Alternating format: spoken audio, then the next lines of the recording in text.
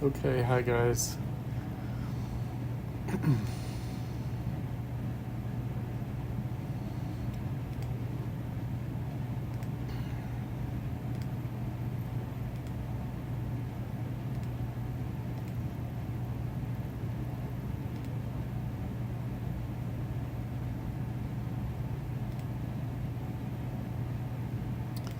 Let's see who's all here now.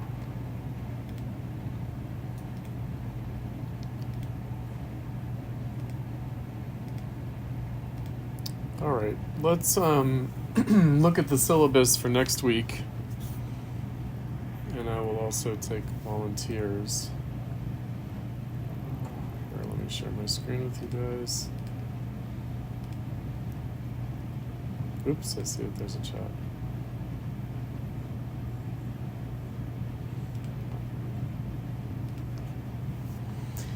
All right, so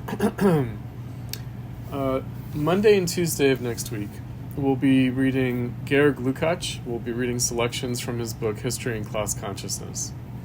So how we'll divide it up is that we will look at the original 1922 preface, and then the section of the reification essay called The Phenomenon of Reification.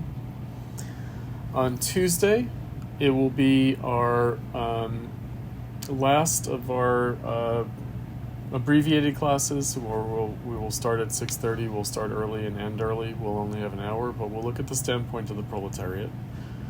And if there's anything left over from our discussion for that, we'll carry that over to Thursday.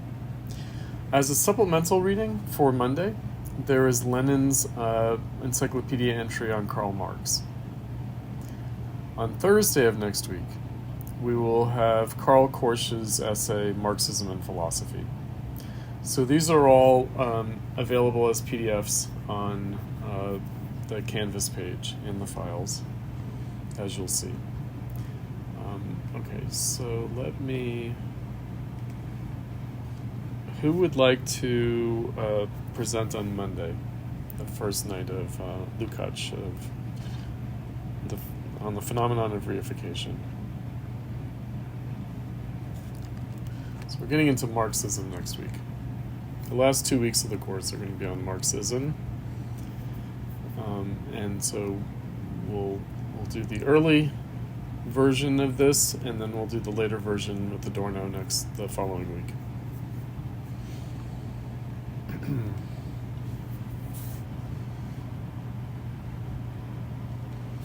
Reification and the consciousness of the proletariat.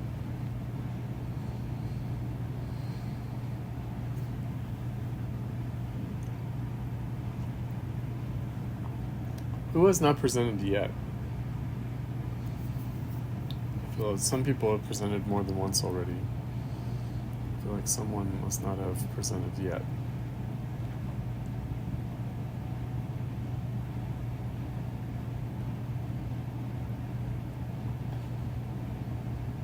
So we have 12 slots open for the last 2 weeks. 6 for next week and 6 for the following week.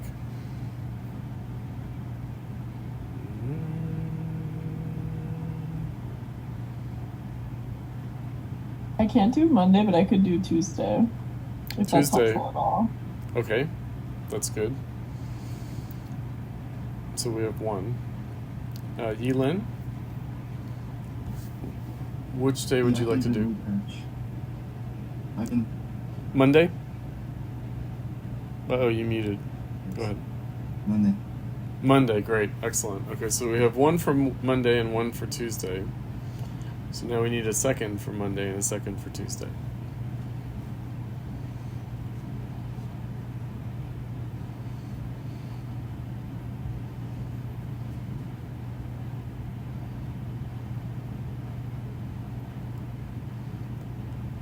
We'll be expanding with Lukács.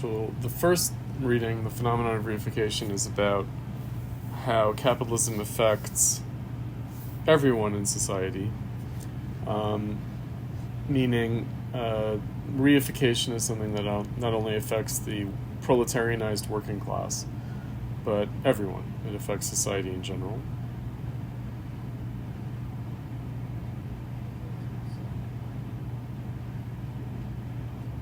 Grace, are you volunteering? Yes. Okay, great. Excellent. So that's for Monday? Excellent. Tuesday. Oh, for Tuesday. Okay. All right. I didn't hear you. Sorry. Okay, so we have 2 for Tuesday. Now we need another for Monday. If we can.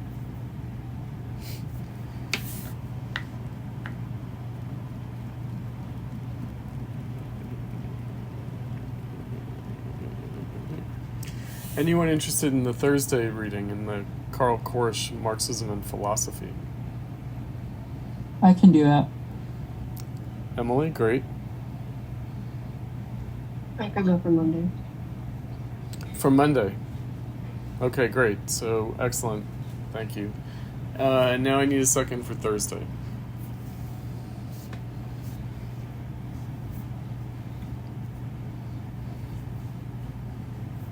I can probably do Thursday too. All right. You're filling in? Yeah. All right. Excellent. Okay, good. All right. So that's our lineup for next week. I'll set up the discussion threads after class today. All right. So let's get into the final selection of reading from Marx. So we are reading our last bits from the Grundrisse and from Das Kapital, getting into really the end of capitalism in Marx's view. So we have a short passage from Capital, and then we have a somewhat longer selection from the Grundrisse. Let me pull up. We're reading from Capital, Volume 3, if I'm not mistaken. So we're no longer doing Volume 1. Yes. So... Oh, actually, or maybe we did not do from Volume 3. Let's see. I thought so. 422 to 438. Okay. That's still Volume 1. Okay, it's the end of... Alright. It's the end of the selections from Volume 1. I thought we were doing from Volume 3, but maybe not. Alright, so we have progressive production of a relative surplus population or industrial reserve army.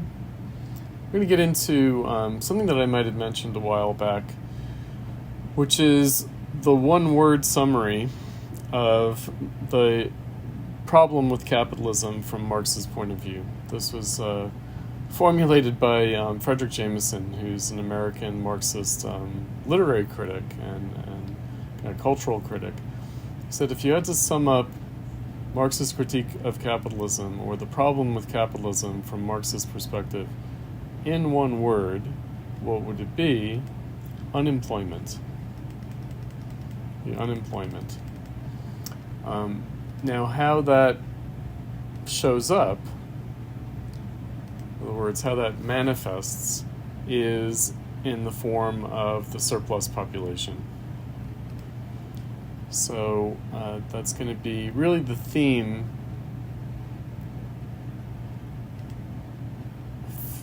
for all of our readings tonight. We're going to get into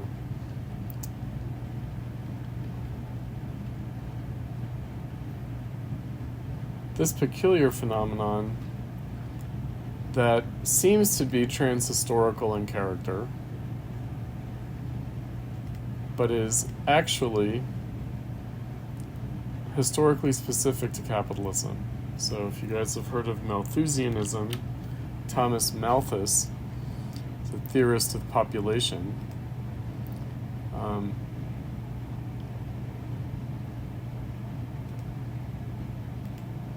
He thought that society had an endemic problem of overpopulation through all of its phases, at least in the history of civilization.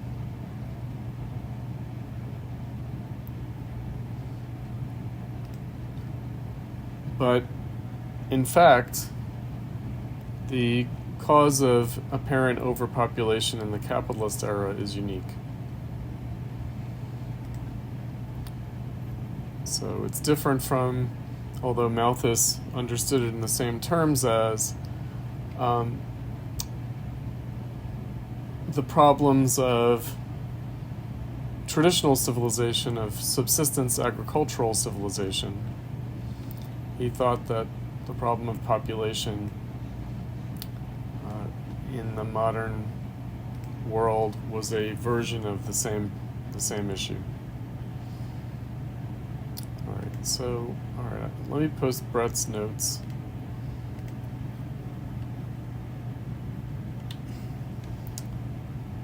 Since we don't otherwise have notes, edit this.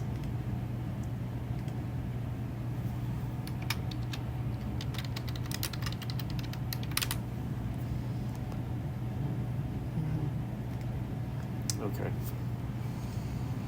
All right, so let's see where he starts in the selection from Das Kapital that we read for tonight. I'll share my screen with you guys.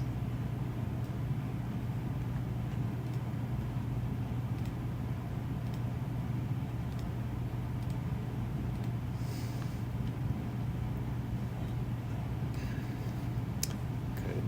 Progressive production of a relative surplus population or industrial reserve army. So Marx writes, the accumulation of capital, though originally appearing as its quantitative extension only, is affected, as we have seen, under a progressive qualitative change in its composition, under a constant increase of its constant at the expense of its variable constituent. All right, so let's remind ourselves of this terminology. So the organic composition of capital refers to absolute and relative surplus value. So absolute surplus value is when you make people work longer and harder in order to realize more surplus value. Relative surplus value is when surplus value is realized through the application of technology. Now these refer to two different phases. So manufacturing has a kind of absolute surplus value dynamic to it. And then the Industrial Revolution produces more of the relative surplus value dynamic. But what's important is not just these two historical phases, sweatshops and automation, but their coexistence and their contradiction. So it's really about the contradiction of absolute and relative surplus value production in the industrial era. That's the organic composition of capital. Now, these other set of terms, constant and variable capital. Constant capital is the capital that has been invested in the means of production. And variable capital is the capital that is invested in paying people wages. So constant and variable means you buy the machines and then you hire more workers or less workers variably depending on your production for the market. Now there is another set of terms, and that is fixed and circulating capital. So fixed and circulating capital, fixed capital is the investment in capital goods. So it's fixed, it's a fixed investment.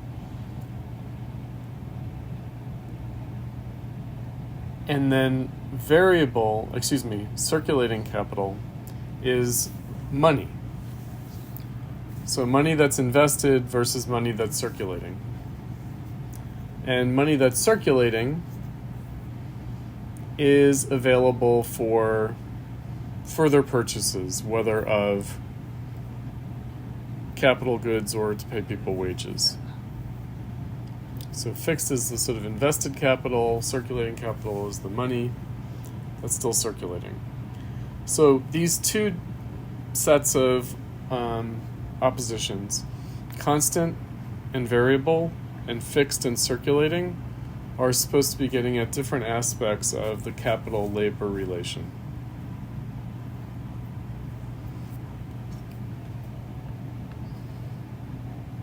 And in certain respects, they're in contradiction to each other. Meaning constant and variable capital are sides of a contradiction as regards to the value of capital.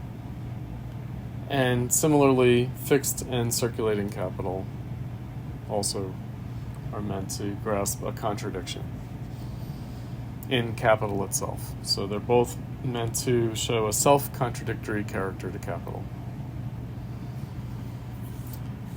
So continuing on here after a ellipsis, with the growth of the total capital, its variable constituent, or the labor incorporated in it, also does increase, but in a constantly diminishing proportion. The intermediate pauses are shortened, in which accumulation works as simple extension of production on a given technical basis. So it's not like producing more or less. That would be, again, adjusting production to the market. It is not merely that an accelerated accumulation of total capital, accelerated in a constantly growing progression, is needed to absorb an additional number of laborers, or even, on account of the constant metamorphosis of old capital, to keep employed those already functioning. In its turn, this increasing accumulation and centralization becomes a source of new changes in the composition of capital, of a more accelerated diminution of its variable as opposed to its constant constituent. This accelerated relative diminution of the variable constituent, that goes along with the accelerated increase of the total capital and moves more rapidly than its increase, takes the inverse form at the other pole of an apparently absolute increase of the laboring population, an increase always moving more rapidly than that of the variable capital or the means of employment. But in fact, it is capitalistic accumulation itself that constantly produces, and produces in the direct ratio of its own energy and extent, a relatively redundant population of laborers, i.e. a population of greater extent than suffices for the average needs of the self-expansion of capital. And therefore, this is a surplus population. The laboring population therefore produces, along with the accumulation of capital produced by it, the means by which itself is made relatively superfluous, is turned into a relative surplus population, and it does this to an always increasing extent. This is a law of population peculiar to the capitalist mode of production, and in fact every special historical mode of production has its own special laws of population, historically valid within its limits alone. An abstract law of population exists for plants and animals only, and only insofar as man has not interfered with them. But if a surplus laboring population is a necessary product of accumulation, or of the development of wealth on a capitalist basis, this surplus population becomes, conversely, the lever of capitalistic accumulation, nay, a condition of existence for the capitalist mode of production. It forms a disposable industrial reserve army that belongs to capital quite as absolutely as if the latter had bred it at its own cost. Okay, so let's zoom out for a second. So we have this term proletariat. It's a term from ancient Rome, the proletari. So these were propertyless people who were nonetheless Roman citizens. So they're tribally Roman. They're Roman citizens, but they own no property. So that's one definition. It's kind of a legal definition. The word, though, the term proletari, that's the Roman word for it, the Latin word for it. It means the people who produce offspring. In other words, they are not people who are producing on their landed property, on their plantations, goods for the Roman Republic or Roman Empire. So what do they contribute to society? Also, they are not part of the warrior caste. They're not patricians. They're not contributing to the conquest of other people. So their role in society is just to produce more people. Their role in society is just to breed more humans. And that's in the name itself. That's in the term itself. All right, so there's a legal status, and then there's the meaning of the word. And Marx is addressing the latter part now. In other words, if there's a proletarianized working class, the proletariat per se, what is its essential role in society? Its essential role is actually not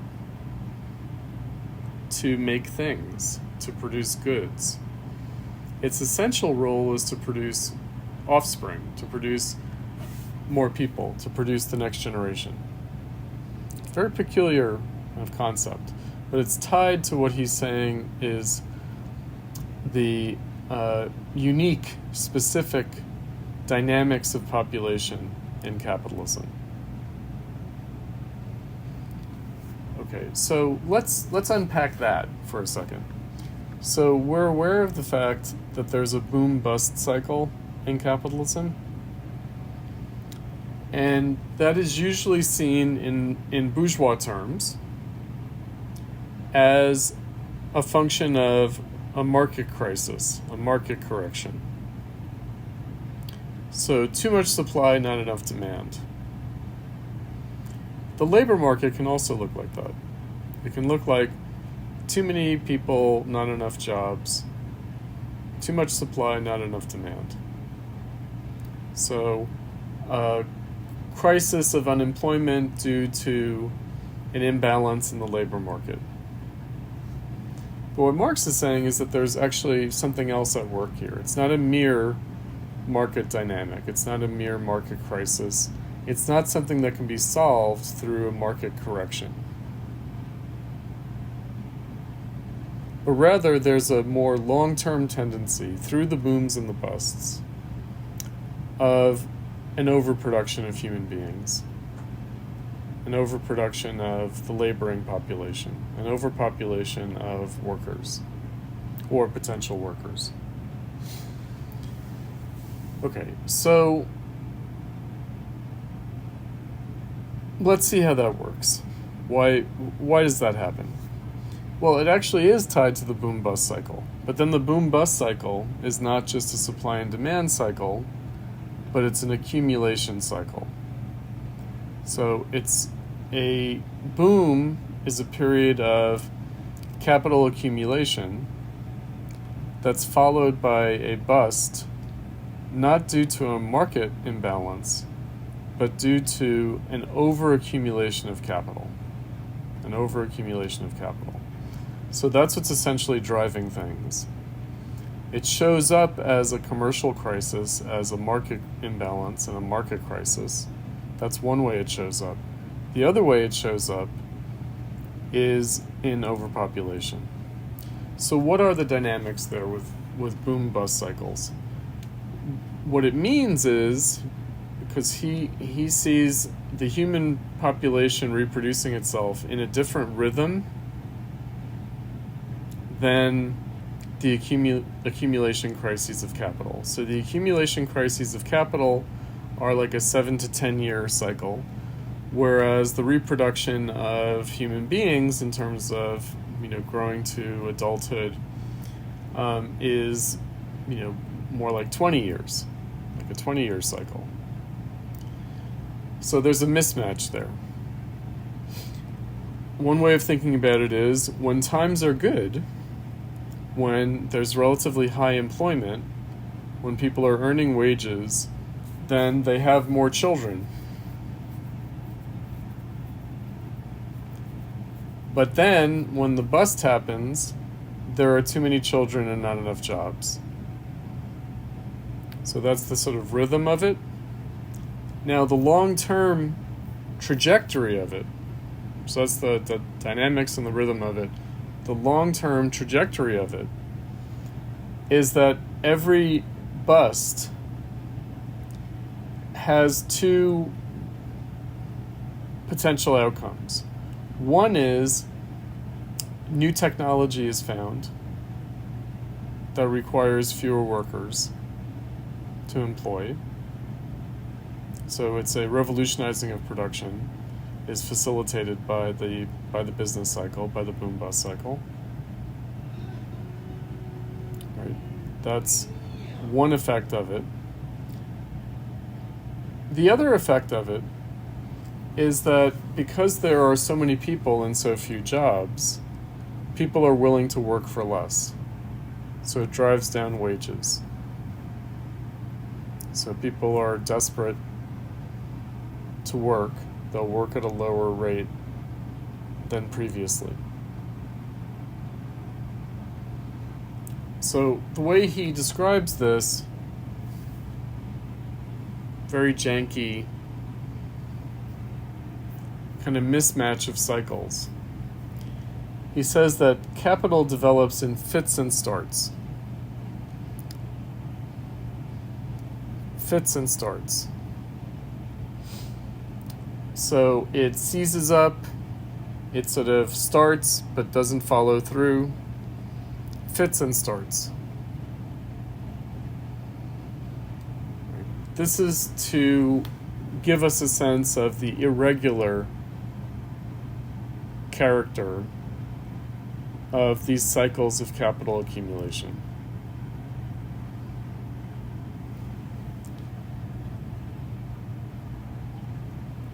Now, there are two aspects to this.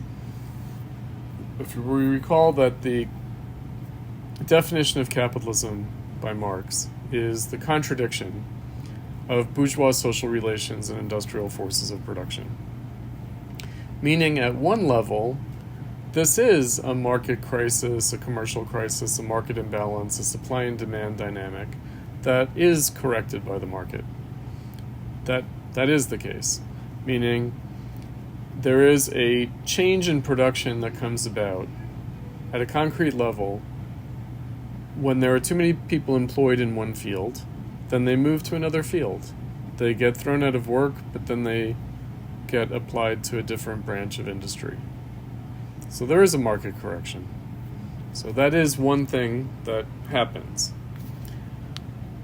But the industrial forces of production, contradicting the bourgeois social relations, means that there's another dynamic at work besides the supply and demand, market imbalance, market correction cycle. But both are going on. It's not that one is entirely eclipsed by the other. The pernicious character of this is that too many people and not enough jobs is an opportunity for capital to restart itself. So at first, we get depressions and recessions. So what are recessions or depressions? Recessions are like light depressions. In either case, according to Marx, what a value crisis of capital, or another way of thinking about it, what an accumulation crisis in capital looks like, since we know that to preserve its value, capital must accumulate.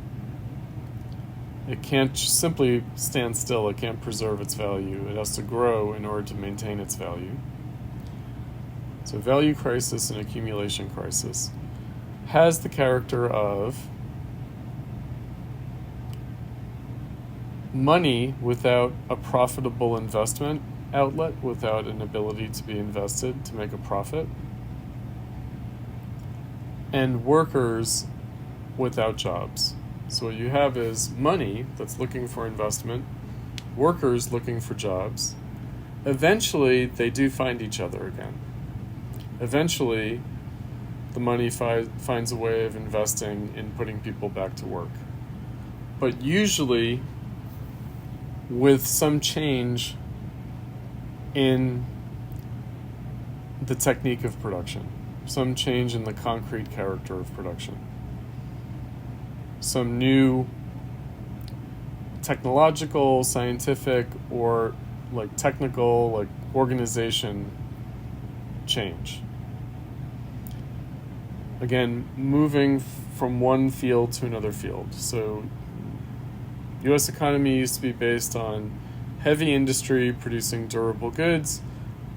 In the mid-20th century, it moved in the late 20th century to what we now know of as the service economy, and then finally started moving in the direction of the information economy.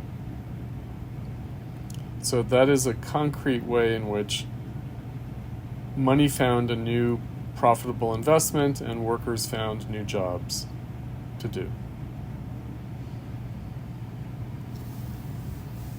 So that does happen. New kinds of employment are invented. So again, the bourgeois cycle is there, but there's also this capitalist cycle at the same time. And again, the pernicious character, the trap of it, is that capitalism is always producing enough people desperate to work that provides a resource for its recovery. Right? So this is why there will never be like a terminal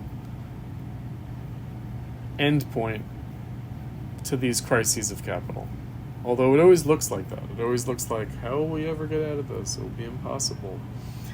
Because we don't know yet the way people will be employed, the new kinds of employment that people can be put to work in, and which are at the same time new ways of investing money profitably in production.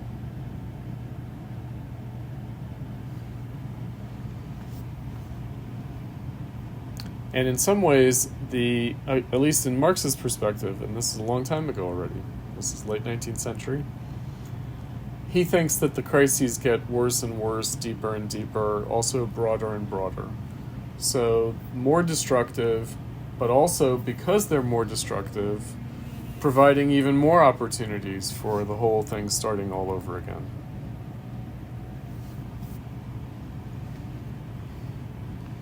But this is the basic dynamic that he sees at work. So there's population growth, there's capital growth. They both increase, but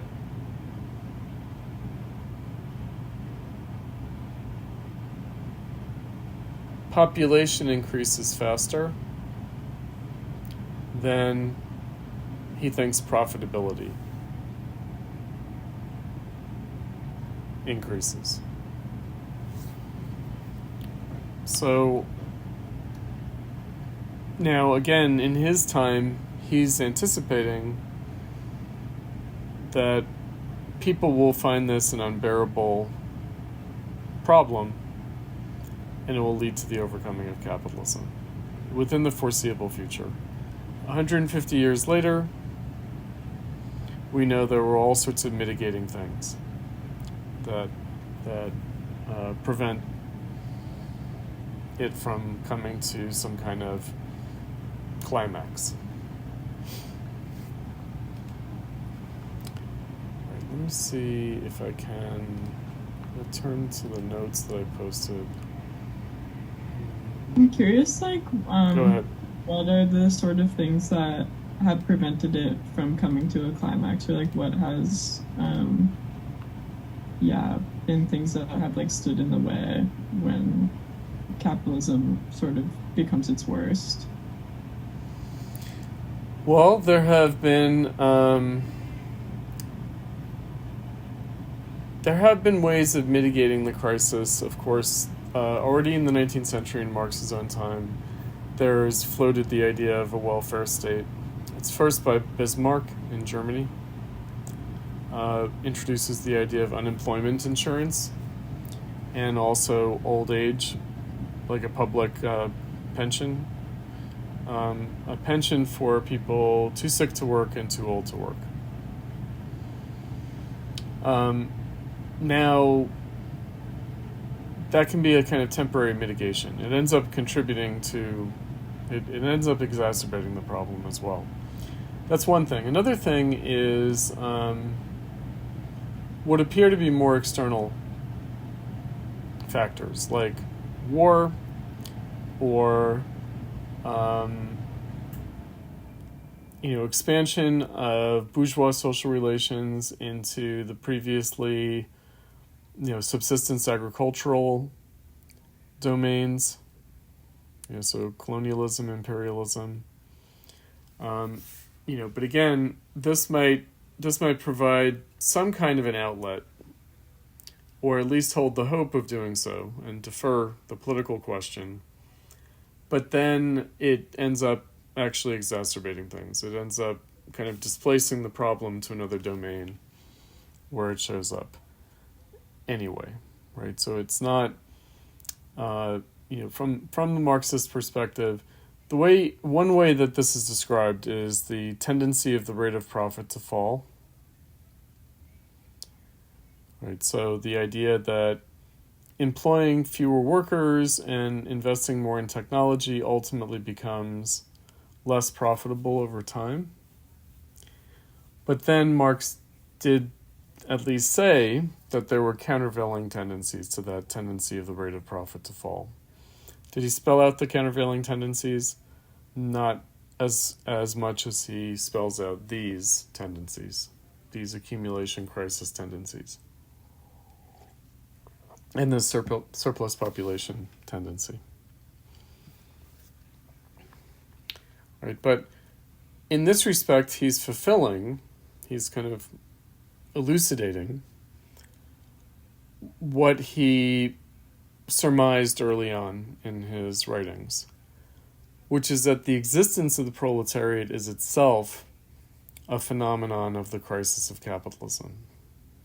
That the proletariat is a phenomenon, it's a form of appearance, it's a manifestation of the societal crisis. So the existence of a proletariat in bourgeois society is itself a sign of the crisis. Now, why is that? Again, it's in that name, the proletariat itself. So from Adam Smith's perspective, the more people you have, the more workers you have, the more the division of labor can be divided, specialized or detailed, the more productive people can become. So the more the merrier, right? And indeed, growth in population was an index for Smith of the wealth of society. So the ability to sustain a larger population is a sign of how wealthy a society is. He did not see, because it hadn't yet manifested, what would come of this in the 19th century, which is, again, this apparent overpopulation, overproduction of workers, overproduction of a proletarianized working class, in which society was unable to find a way to put them to work. So Marx has a phrase, he says, in the ancient world, in ancient Rome, the proletariat lived at the expense of society. But in the modern world, society lives at the expense of the proletariat. Now that's a kind of a fine phrase. It sounds very good. It's kind of a little bit demagogical, meaning modern society is based on the exploitation of the workers. Yes.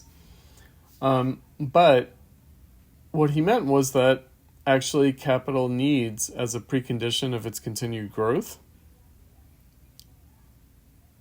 to experience this crisis that shows up as a surplus population. And it needs that surplus population in order to drive down wages on the labor market and employ people more cheaply. Right, so that's what it means to say society lives at the expense of the proletariat, because otherwise you could start to see the opposite. It could start to look like the ancient Roman Republic and Roman Empire, where the proletariat lives at the expense of society, where society is just sort of maintaining through the welfare state the surplus population. Right? That seems a more plausible explanation than what Marx is saying, that somehow society is living at the expense of the proletariat. Well, how is that if you have all these unemployed people who are just moochers, who are just leeches on society, right? And who aren't contributing anything.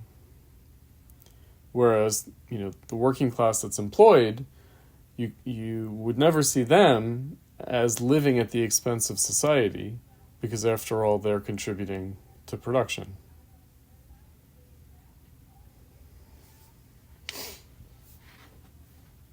Right? But the proletariat is really the issue. This is a very central point.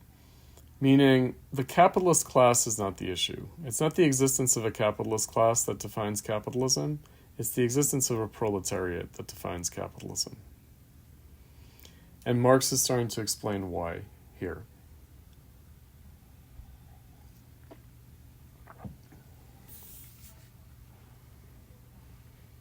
Right, so he's thinking of long-term historical dynamics. By long-term, he means from generation to generation. So longer term than the business cycle, than the boom-bust cycle, which when we think of the dynamics of capitalism, we usually think in those terms. We usually think of a decade of boom followed by a decade of bust, and that kind of repeated cycle. What's harder to pay attention to is the population cycle and what that tells us about capitalism.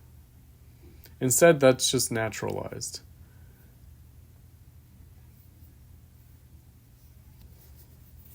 It looks like, oh, yes, there are, when things are good, people have babies, and then there are too many people. Like that kind of more linear idea. And then that overpopulation has to be corrected for and brought back more in line with the actual capacities of society. Again, the Malthus thesis, which Malthusianism, which really is based on agricultural rhythms. Marx thinks that we might mistake the population dynamics in capitalism for something similar. Right, but this is not a natural rhythm. These are also not natural events, like a famine or a drought, or locusts, a plague of locusts, like these things, or the potato blight in Ireland in the 1840s, which masked the Hungry 40s as a crisis of capitalism. It looked like, it's just a random occurrence, it's a disease. They made the mistake of not diversifying genetically the potato crop enough, and so they were susceptible to this natural disaster. Marx's point is that will seem plausible, but there's actually more at work than that.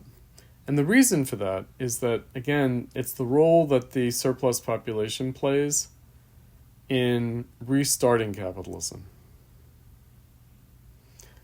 But restarting capitalism, why does capitalism need to restart in a more profound way than just a business cycle market correction? Meaning an accumulation cycle that involves things like changing technology. It spurs technological growth. And it does so, I will also point this out. So the capital accumulation crisis happens before, and this is the constant and variable capital and fixed and circulating capital set of antinomies, there will be a need for creating new kinds of jobs, changing concretely the forms of employment and what is produced and how it's produced. That will happen before the technology of the existing cycle or the preceding cycle fully realizes its potential. So technology will be abandoned before it's fully developed out of the needs of capital to shift to a different form of production.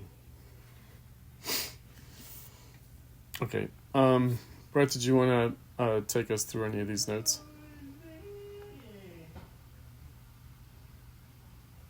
Oh, she might have stepped away.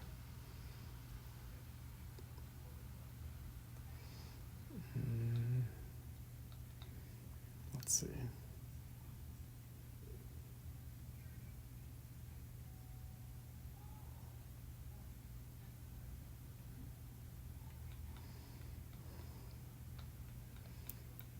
Yeah, Brett, did you want to elaborate on any of these notes? Oh yeah, sorry if you called me, I just went to the bathroom. Oh yeah, no problem. Yes. Okay.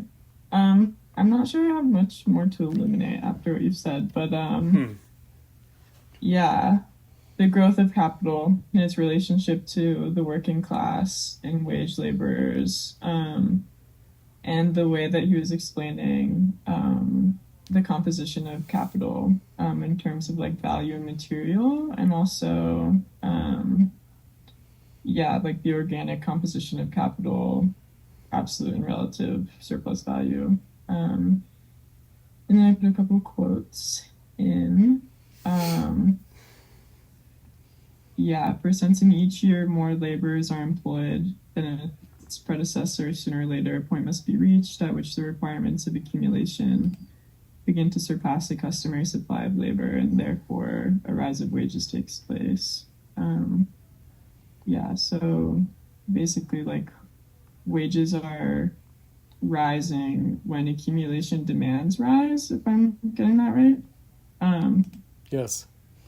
And when there are less laborers on the market. So basically, like, accumulating capital is increasing the proletariat. That's the direct relationship. And and then just like touching on sort of like the feedback loop of like the accumulation of capital, which increases the working class, which then sort of like diminishes value in a sense, or like creates a lot of like what he called the industrial reserve army, the surplus population. But yeah, I think the way that he said it was really wonderful. In this quote, he says, the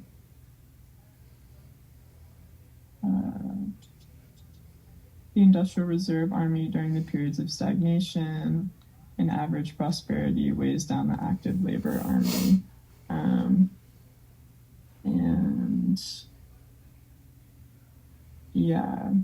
The more productive that capitalism like is becoming, fewer workers are needed because of technology. What basically the quote that I don't think I put it in there, but that there's like a permanent pool of unemployed laborers to basically control and exploit, and that's like the foundation of capitalism, not the not like a happenstance of it or a byproduct.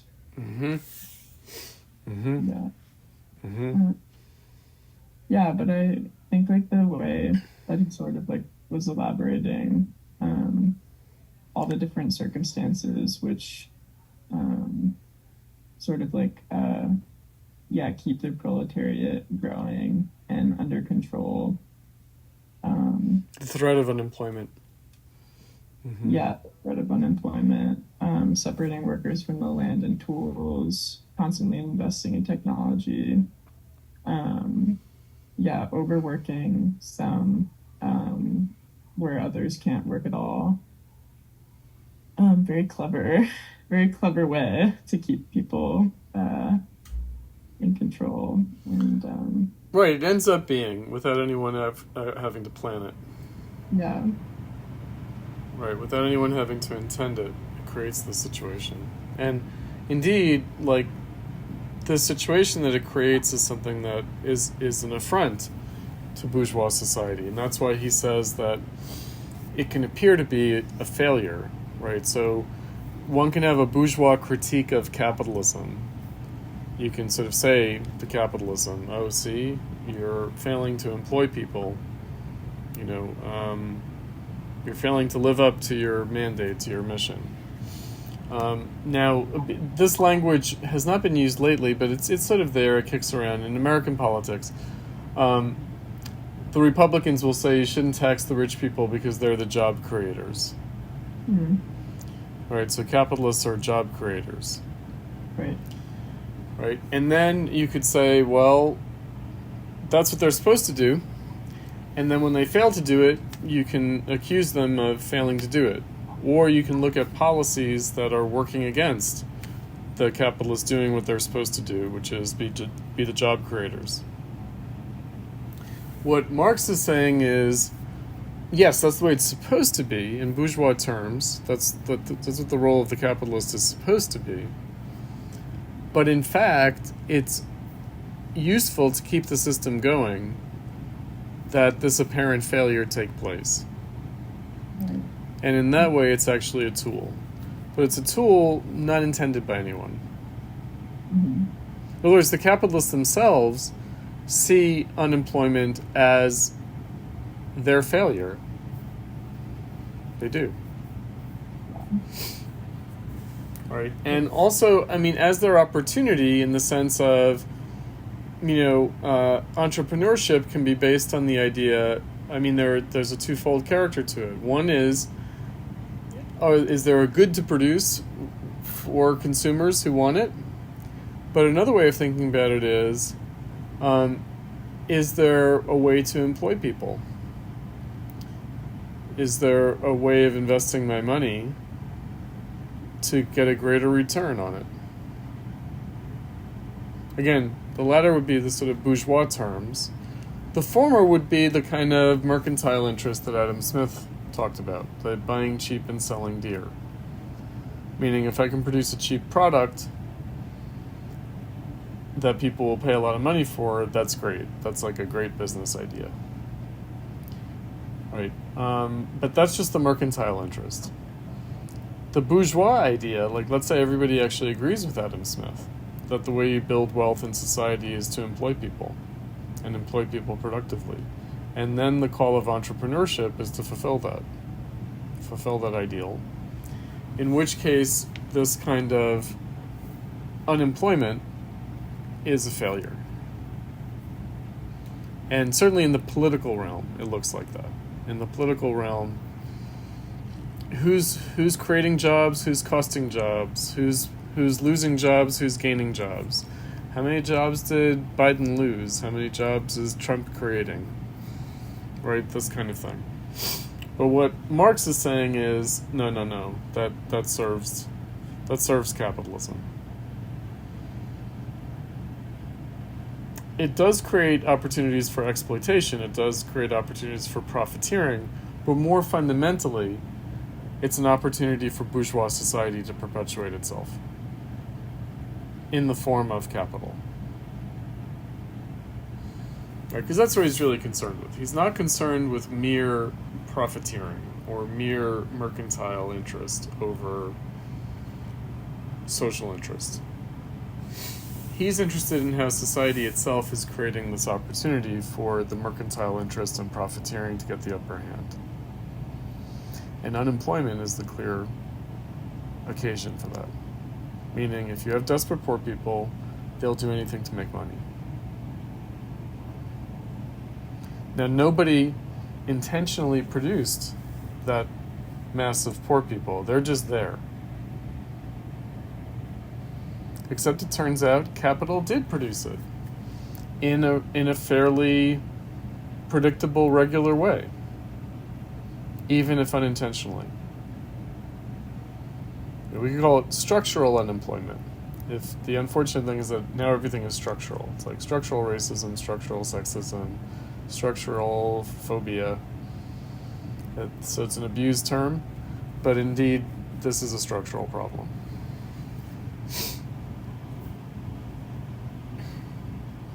And it does keep the working class down. It does serve a kind of politically pacifying role, even though no one intends it. All right, so it might seem like, oh, we're going to need a lot of force to keep the population down. Actually, it turns out fear of unemployment keeps the workers in line. Where does that fear come from? The fact that they can see that there are these people without work ready to take their jobs.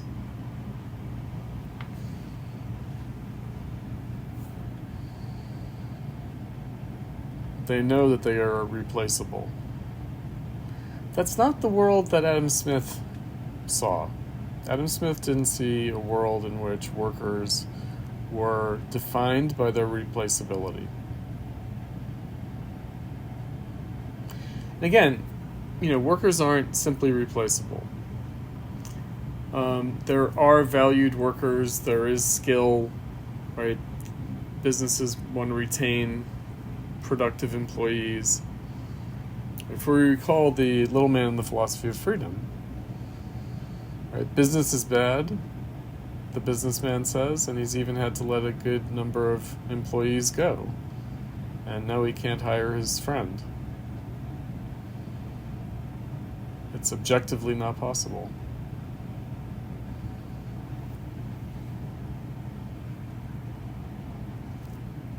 Right, so the context in which business is bad is really the issue. Right, so the capitalist's freedom does not extend that far to change these conditions.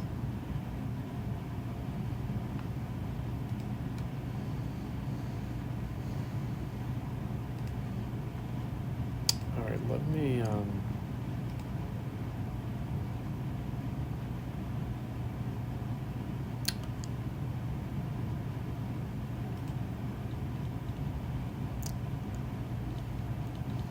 skip ahead here.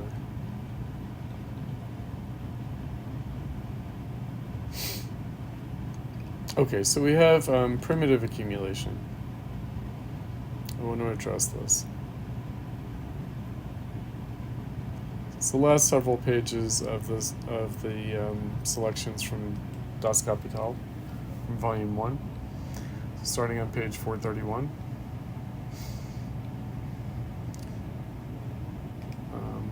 Let me share my screen with you guys. Okay. So, the secret of primitive accumulation, but the larger section is called the so-called primitive accumulation. So with these compound German words, with these adjectival phrases, it's always tricky what's the, when you have a double adjective, so-called and primitive accumulation. Is it the primitive so-called accumulation, or is it the so-called primitive accumulation? Now, why is that important? So Marx, I think elsewhere, maybe in a letter, he said that the 19th century was a repetition of the 16th century. But whereas the 16th century brought capitalism into existence, the 19th century is bringing an end to capitalism. Or so he thought. So that's a fundamental difference between the accumulation seen in the 16th century, in the 1500s, and the accumulation seen in the 19th century, in the industrial era. So he goes back in order to basically say that something similar to the 16th century is happening now in the 19th century. In what way? And I think that in Brett's notes we had an indication of this. which is the separating the workers from land and tools.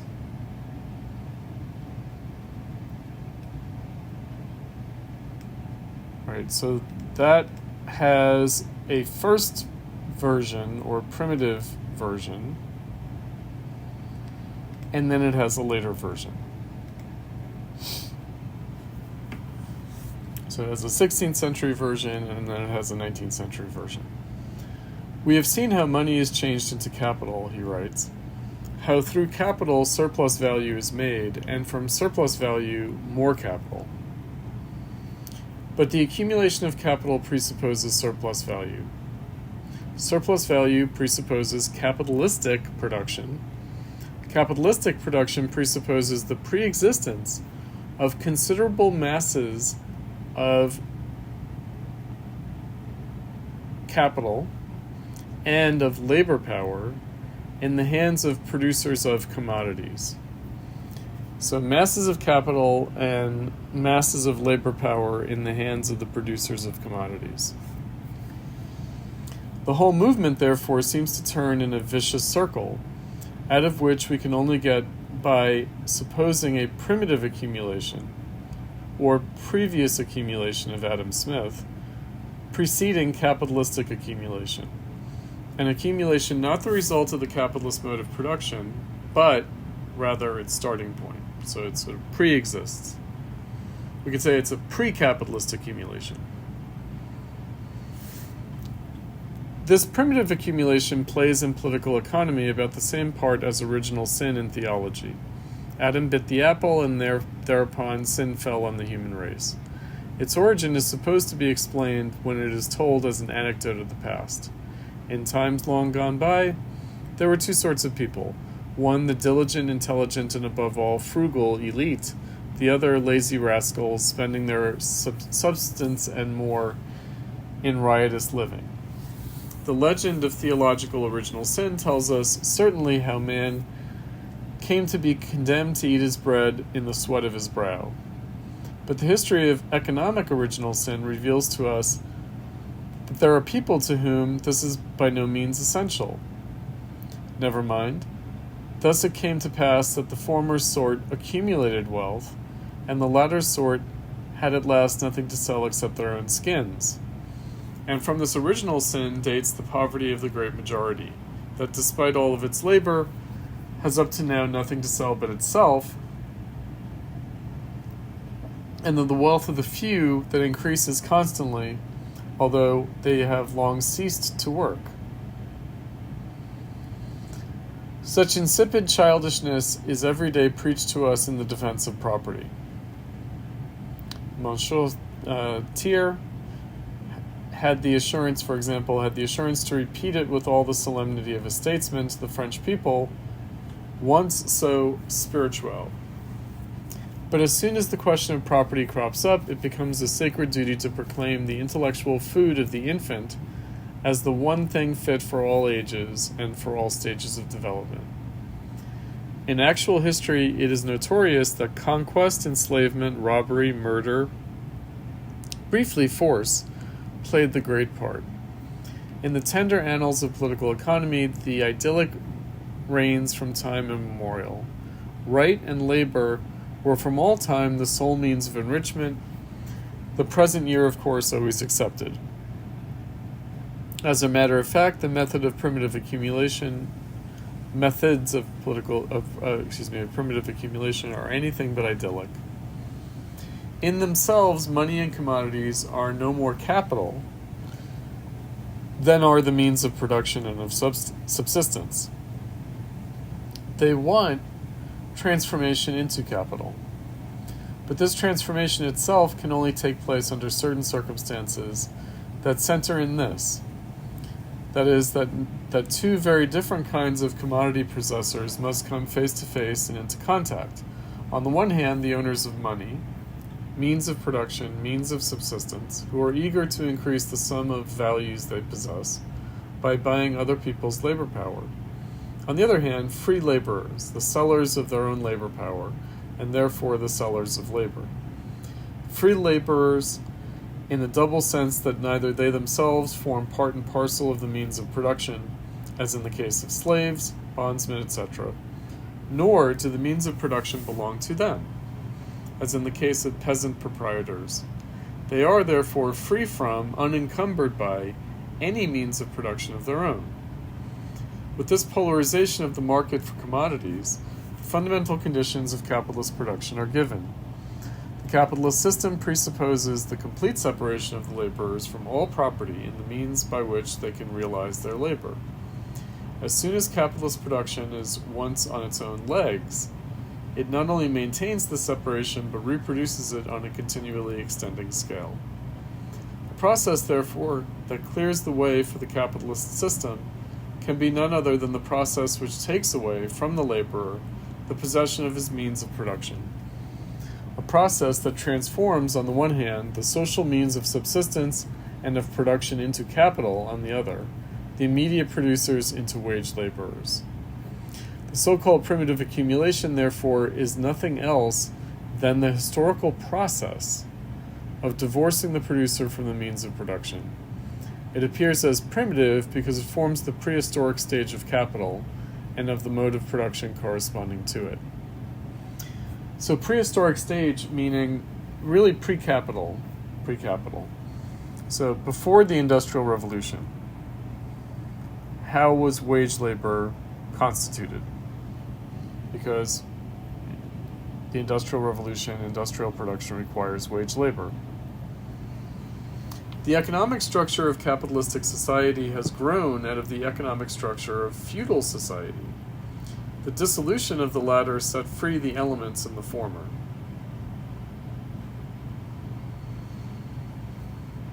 The immediate producer, the laborer, could only dispose of his own person after he had ceased to be attached to the soil and ceased to be the slave, serf, or bondman of another person. To become a free seller of labor power who carries his commodity wherever he finds a market, he must further have escaped from the regime of the guilds, their rules for apprentices and journeymen, and the impediments of their labor regulations. Hence, the historical movement which changes the producers into wage workers appears, on the one hand, as their emancipation from serfdom and from the fetters of the guilds, and this side alone exists for our bourgeois historians. But on the other hand, these new freedmen became sellers of themselves only after they had been robbed of all their own means of production, and of all the guarantees of existence afforded by the old feudal arrangements. And the history of this, their expropriation, is written in the annals of mankind in letters of blood and fire.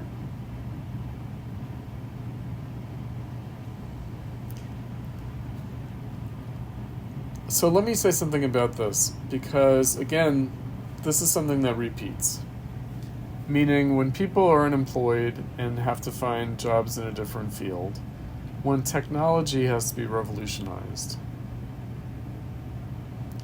then we have, again, the robbing of the means of production and of all the guarantees of existence afforded by the previous concrete capitalist arrangements.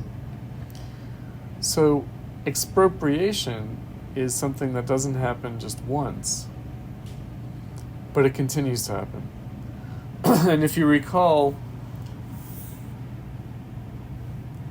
in the Communist Manifesto, Marx and Engels said they had the kind of call and response, the accusation and rebuttal.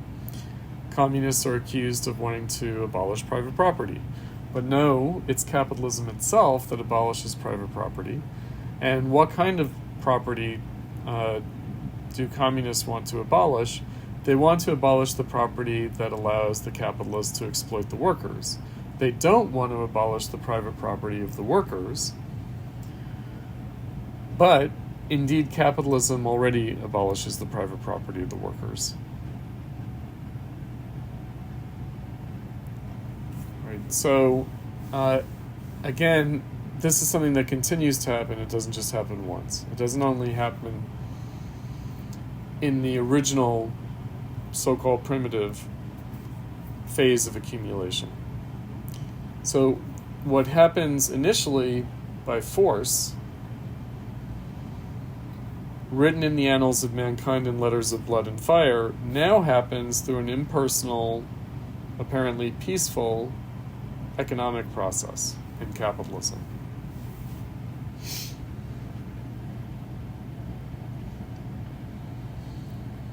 So he writes, the industrial capitalists, these new potentates,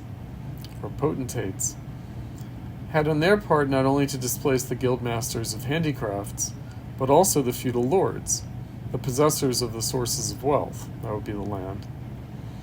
In this respect, their conquest of social power appears as the fruit of a victorious struggle both against feudal lordship and its revolting prerogatives, and against the guilds and the fetters they laid on the free development of production and the free exploitation of man by man. The Chevalier d'Industrie, however, only succeeded in supplanting the Chevalier of the Sword by making use of events of which they themselves were wholly innocent. They have risen by means as vile as those by which the Roman freedman once on a time made himself the master of his Patronus. The starting point of the development that gave rise to the wage laborer as well as to the capitalist was the servitude of the laborer. The advance consisted in a change of form of this servitude, in the transformation of feudal exploitation into capitalist exploitation. To understand this march, we need not go back very far. Although we come across the first beginnings of capitalist production as early as the 14th or 15th century, sporadically, in certain towns of the Mediterranean, the capitalist era dates from the 16th century, so that's the 1500s. Wherever it appears, the abolition of serfdom has been long effected, and the highest development of the Middle Ages, the existence of sovereign towns, has been long on the wane. In the history of primitive accumulation, all revolutions are epoch-making that act as levers for the capitalist class in course of formation.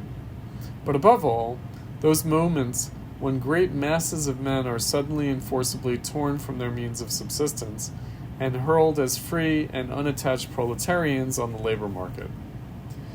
The expropriation of the agricultural producer, of the peasant from the soil, is the basis of the whole process. The history of this expropriation in different countries assumes different aspects and runs through its various phases in different orders of succession and at different periods.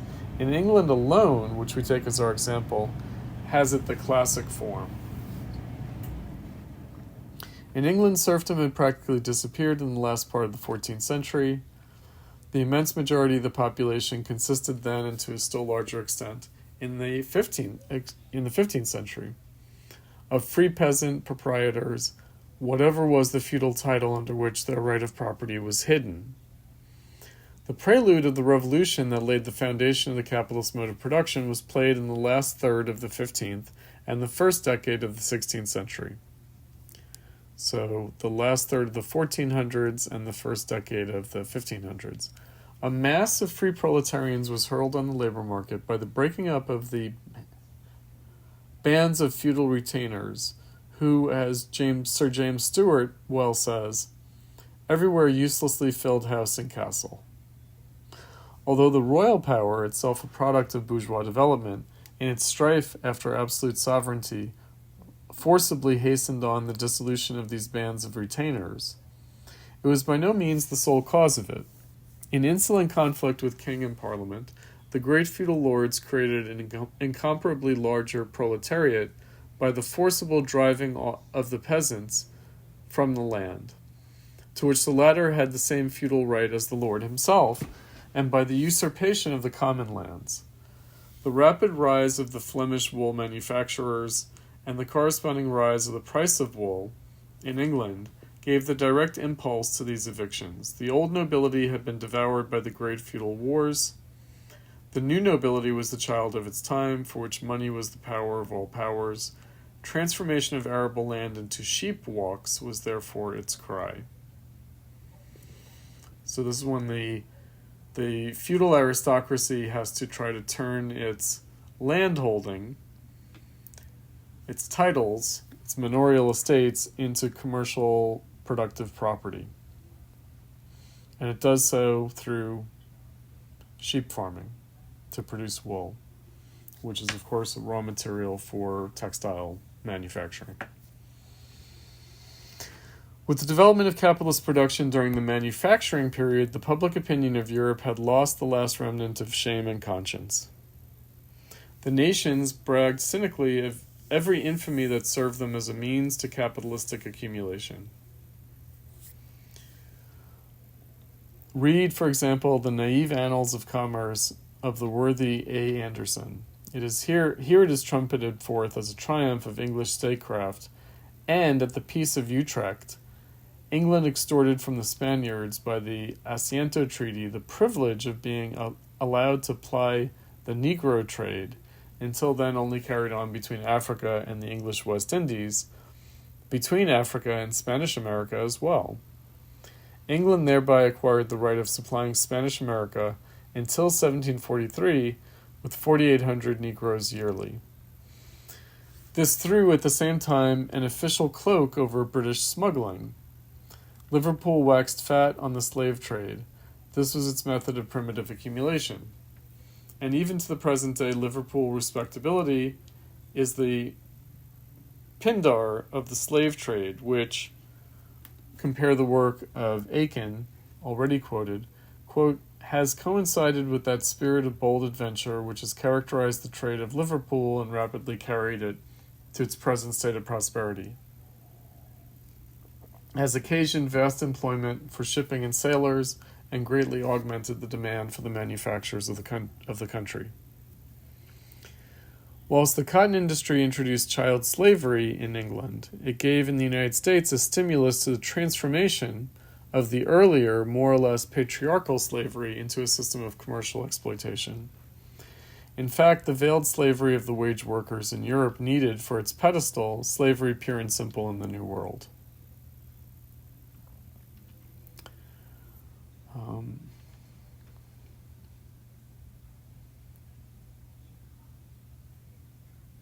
Right. If money, according to Augier, comes into the world with a congenital blood stain on one cheek, capital comes dripping from head to foot from every pore with blood and dirt.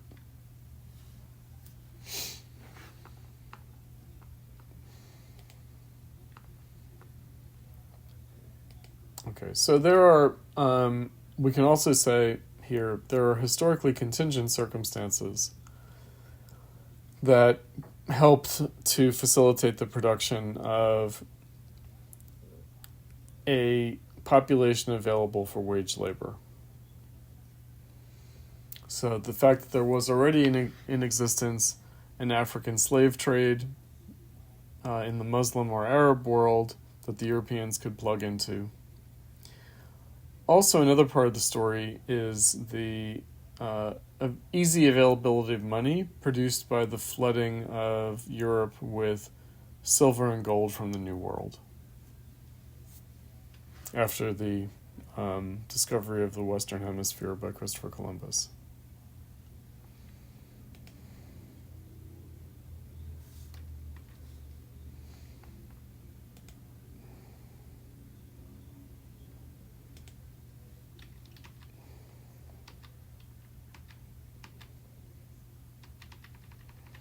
All right. Let's take a short break, and then we'll come back and look at the selections from the Grundrisse.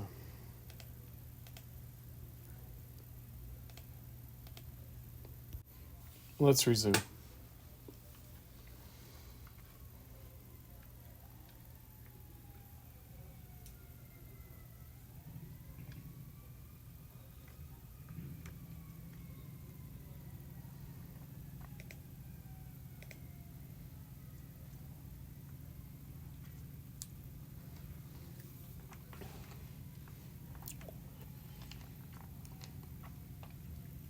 Okay, so we have now sections of the Grundrisse that cover some similar material, but also take it a bit further. So the similar starting point on Malthus and overpopulation.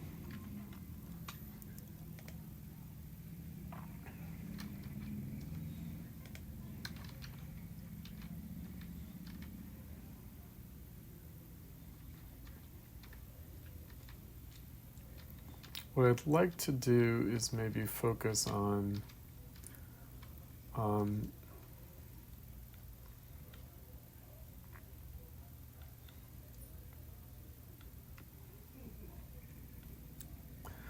a couple of things. Let's look at the beginning of the Grundrisse passage, so starting on page 276. I'll share my screen with you guys. So what I mentioned in the first half of class, Marx is going to spell out more explicitly here.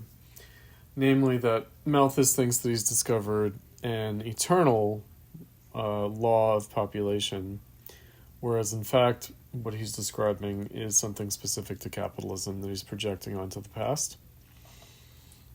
So Malthus, especially given his viewpoint, is sometimes associated with a kind of pre-industrial moment. He's usually thought of as a pre-industrial thinker, especially because his example is agricultural population cycles. But no, he's a thinker of the Industrial Revolution. So he's not himself aware that he is a thinker of the Industrial Revolution, but that's the way Marx treats him. And he is contemporaneous with the Industrial Revolution. So Marx writes, Malthus's theory, which incidentally was not his invention, but whose fame he appropriated through the clerical fanaticism with which he propounded it, actually only through the weight he placed on it, is significant in two respects. One, because he gives brutal expression to the brutal viewpoint of capital, and two, because he asserted the fact of overpopulation in all forms of society. Proved it he has not, for there is nothing more uncritical than his motley compilations from historians and travelers' descriptions. His conception is altogether false and childish. One, because he regards overpopulation as being of the same kind in all the different historic phases of economic development, does not understand their specific difference, and hence stupidly reduces these very complicated and varying relations to a single relation, two equations, in which the natural reproduction of humanity appears on the one side, and the natural reproduction of edible plants or means of subsistence on the other, as two natural series, the former geometric and the latter arithmetic in progression. In this way, he transforms the historically distinct relations into an abstract numerical relation, which he has fished purely out of thin air, and which rests neither on natural nor on historical laws. There is allegedly a natural difference between the reproduction of mankind and of grain. This baboon thereby implies that the increase of humanity is a purely natural process which requires external restraints or checks to prevent it from proceeding in geometrical progression. This geometrical reproduction is the natural reproduction process of mankind. He would find in history that population proceeds in very different relations, and that overpopulation is likewise a historically determined relation, in no way determined by abstract numbers or by the absolute limit on the productivity of the necessaries of life, but of limits posited rather by specific conditions of production, as well as restricted numerically. How small do the numbers which meant overpopulation for the Athenians appear to us? Secondly, restricted according to character. An overpopulation of free Athenians who became transformed into colonists. So if you remember Adam Smith's discussion of the Greek pattern of colonization, is significantly different from an overpopulation of workers who become transformed into workhouse inmates. Similarly, the begging overpopulation, which consumes the surplus produce of a monastery, is different from that which forms in a factory. It is Malthus who abstracts from these specific historic laws of the movement of population, which are indeed the history of the nature of humanity, the natural laws, but natural laws of humanity only at a specific historical development, with the development of the forces of production determined by humanity's own process of history. Malthusian man, abstracted from historically determined man, exists only in his brain. Hence also the geometrical method of reproduction corresponding to this natural Malthusian man, Real history thus appears to him in such a way that the reproduction of his natural humanity is not an abstraction from the historic process of real reproduction, but just the contrary, that real reproduction is an application of the Malthusian theory.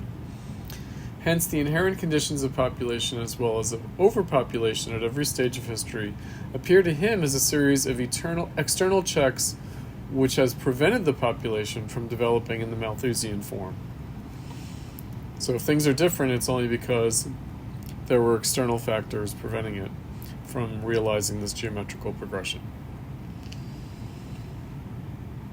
The conditions in which mankind historically produces and reproduces itself appear as barriers to the reproduction of the Malthusian natural man, who is a Malthusian creature.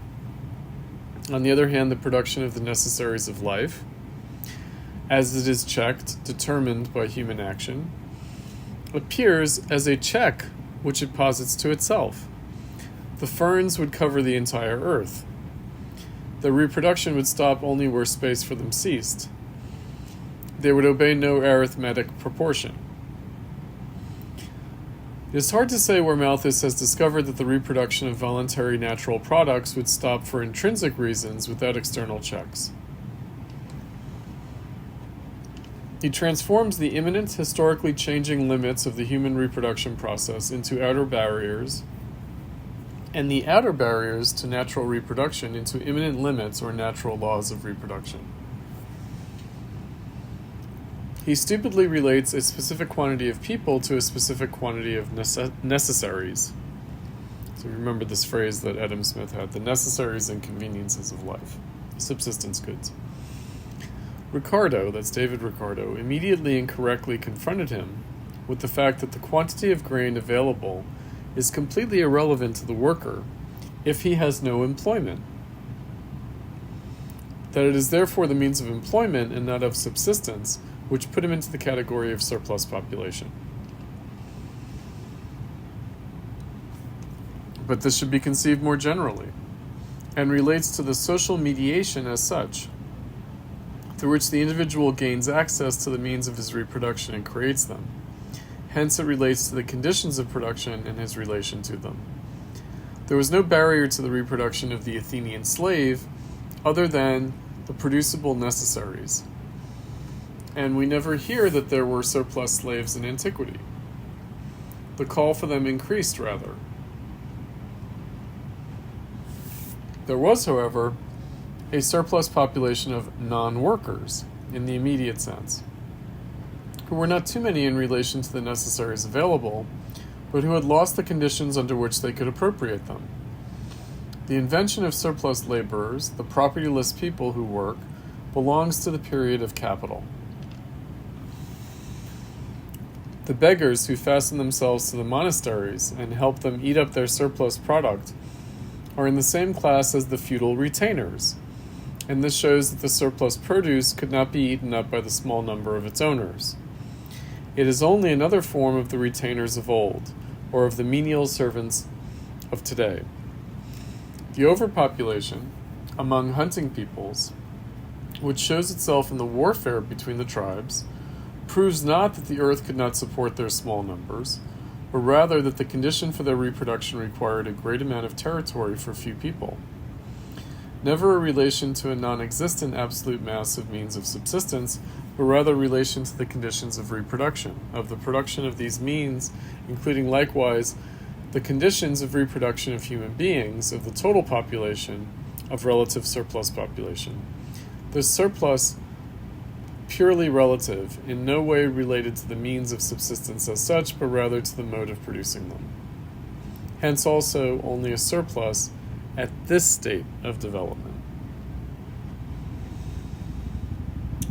In some ways that's more kind of to the point, but also more concretely embedded in the critique of Malthus than what we encountered in the selections from Das Kapital we were reading earlier.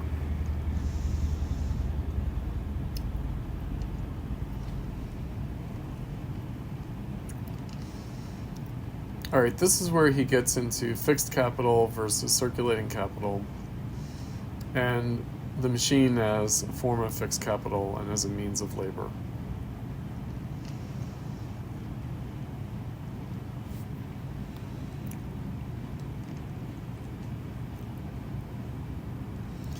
As long as the means of labor remains a means of labor in the proper sense of the term, such as it is directly historically adopted by capital and included in its realization process, so that's the surplus value accumulation, it undergoes a merely formal modification. By appearing now as a means of labor not only in regard to its material side, but also at the same time as a particular mode of the presence of capital, determined by its total process, as fixed capital. But once adopted into the production process of capital, the means of labor passes through different metamorphoses, whose culmination is the machine, or rather, an automatic system of machinery. System of machinery meaning the automatic one is merely its most complete, most adequate form, and alone transforms machinery into a system. Set in motion by an automaton, a moving power that moves itself, this automaton consisting of numerous mechanical and intellectual organs, so that the workers themselves are cast merely as its conscious linkages. In the machine, and even more in machinery as an automatic system, the use value, the material quality of the means of labor, is transformed into an existence adequate to fixed capital and to capital as such, and the form in which it was adopted into the production process of capital, the direct means of labor, is superseded by a form posited by capital itself and corresponding to it. In no way does the machine appear as the individual worker's means of labor. So this is where he's differing from Adam Smith. Adam Smith would treat machines as just very efficient tools that the workers use. Marx is saying it has a different quality. And again, that's the automaton.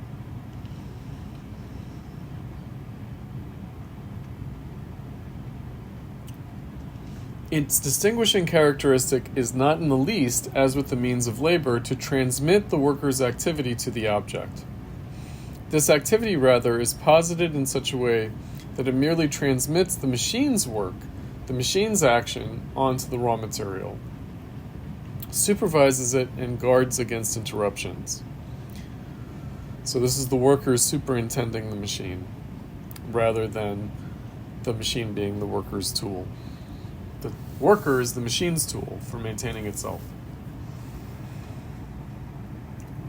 Not as with the instrument, which the worker animates and makes into his organ, with his skill and strength, and whose handling therefore depends on his virtuosity. Rather, it is the machine which possesses skill and strength in place of the worker, is itself the virtuoso, with a soul of its own, and the mechanical laws acting through it, and it consumes coal, oil, etc., just as the worker consumes food to keep up its perpetual motion. The worker's activity, reduced to a mere abstraction of activity, is determined and regulated on all sides by the movement of the machinery, and not the opposite. The science which compels the inanimate limbs of the machinery, by their construction, to act purposefully as an automaton, does not exist in the worker's consciousness, but rather acts upon him through the machine as an alien power, as the power of the machine itself.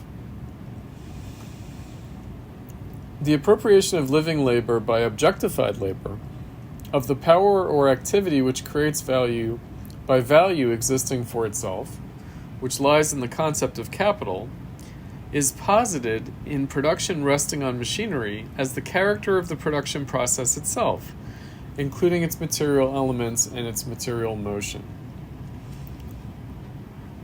The production process has ceased to be a labor process in the sense of a process dominated by labor as its governing unity. Dominated, maybe peopled?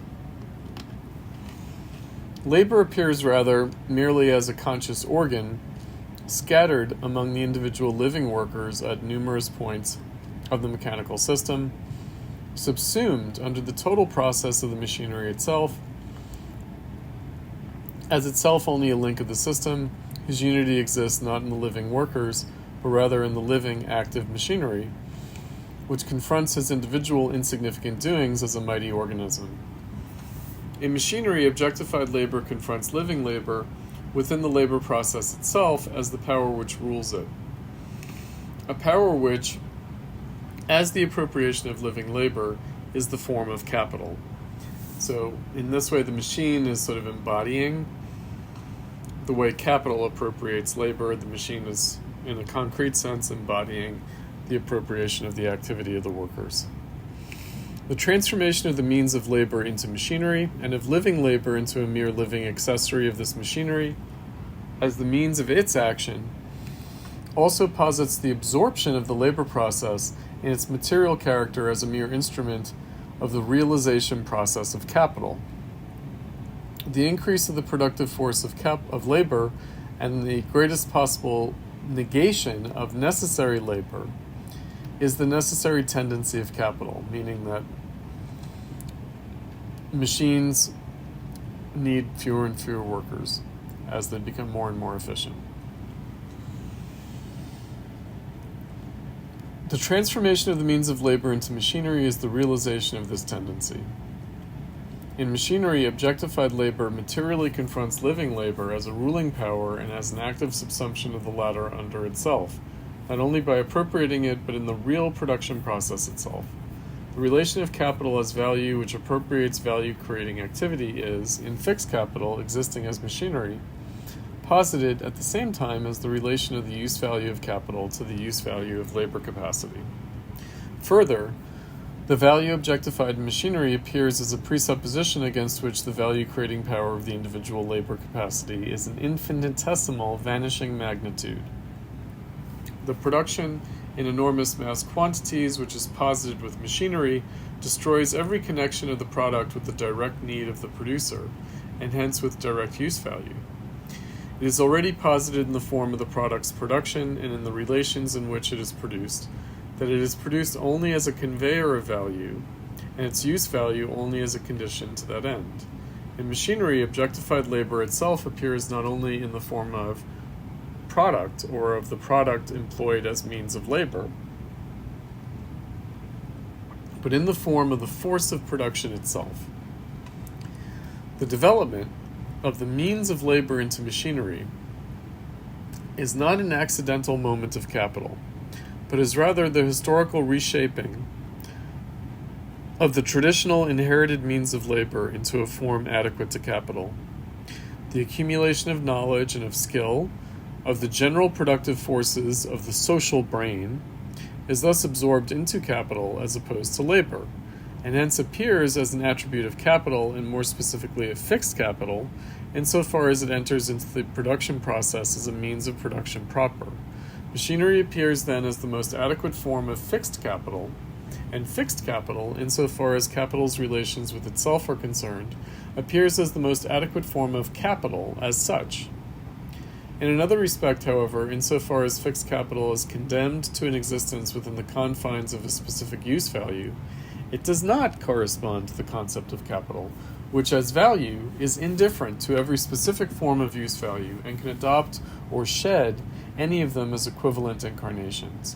In this respect, as regards capital's external relations, it is circulating capital, which appears as the adequate form of capital and not fixed capital.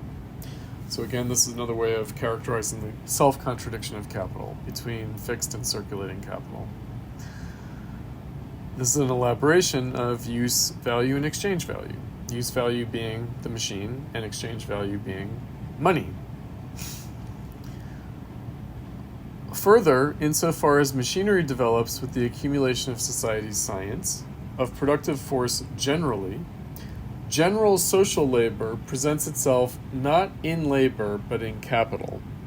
The productive force of society is measured in fixed capital, exists there in its objective form, and inversely, the productive force of capital grows with this general progress, which capital appropriates free of charge.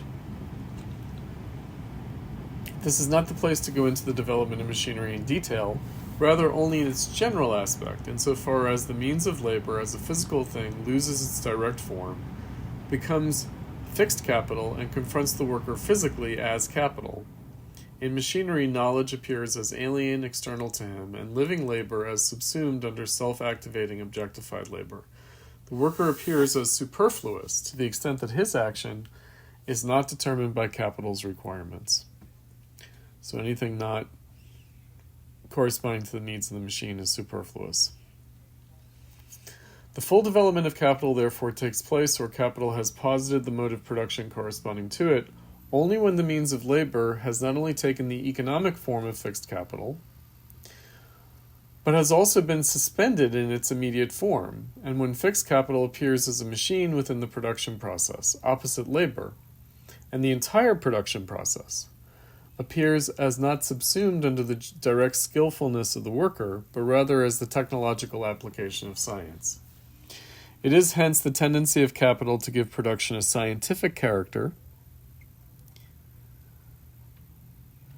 Direct labor is reduced to a mere moment of this process. As with the transformation of value into capital, so does it appear that the further development of capital, that it presupposes a certain given historical development of the productive forces on one side, science too is among these productive forces, and on the other, drives and forces them further onwards. Thus the quantitative extent and effectiveness intensity to which capital is developed as fixed capital indicate the general degree to which capital is developed as capital, as power over living labor, and to which it has conquered the production process as such. Also in the sense that it expresses the accumulation of objectified productive forces, and likewise of objectified labor.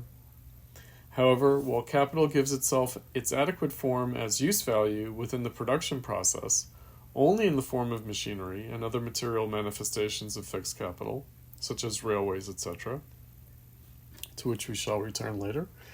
This in no way means that this use value, machinery as such, is capital, or that its existence as machinery is identical with its existence as capital, any more than gold would cease to have use value as gold if it was no longer money. Machinery does not lose its use value as soon as it ceases to be capital. While machinery is the most appropriate form of the use value of fixed capital, it does not at all follow that therefore subsumption under the social relations of capital is the most appropriate and ultimate social relation of production for the application of machinery.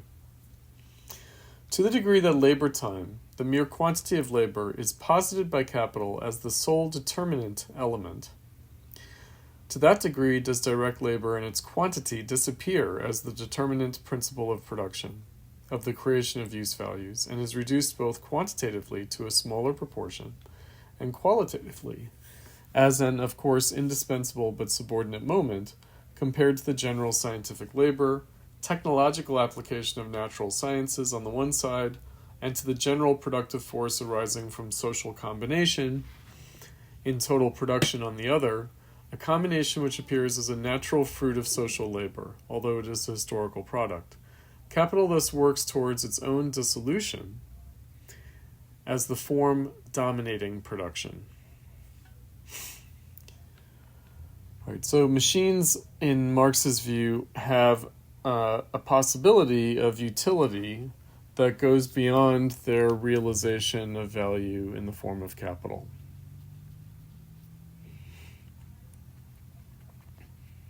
Now, I will just remind us of the Communist Manifesto and other parts of Das Kapital and the Grundrisse. So again, in a value crisis, in a classic accumulation crisis of capital, what you have is workers unemployed, factories standing idle, machines not working, and money not able to find a profitable investment. So a kind of a mismatch between these different aspects of capital, circulating and fixed capital, constant and variable capital.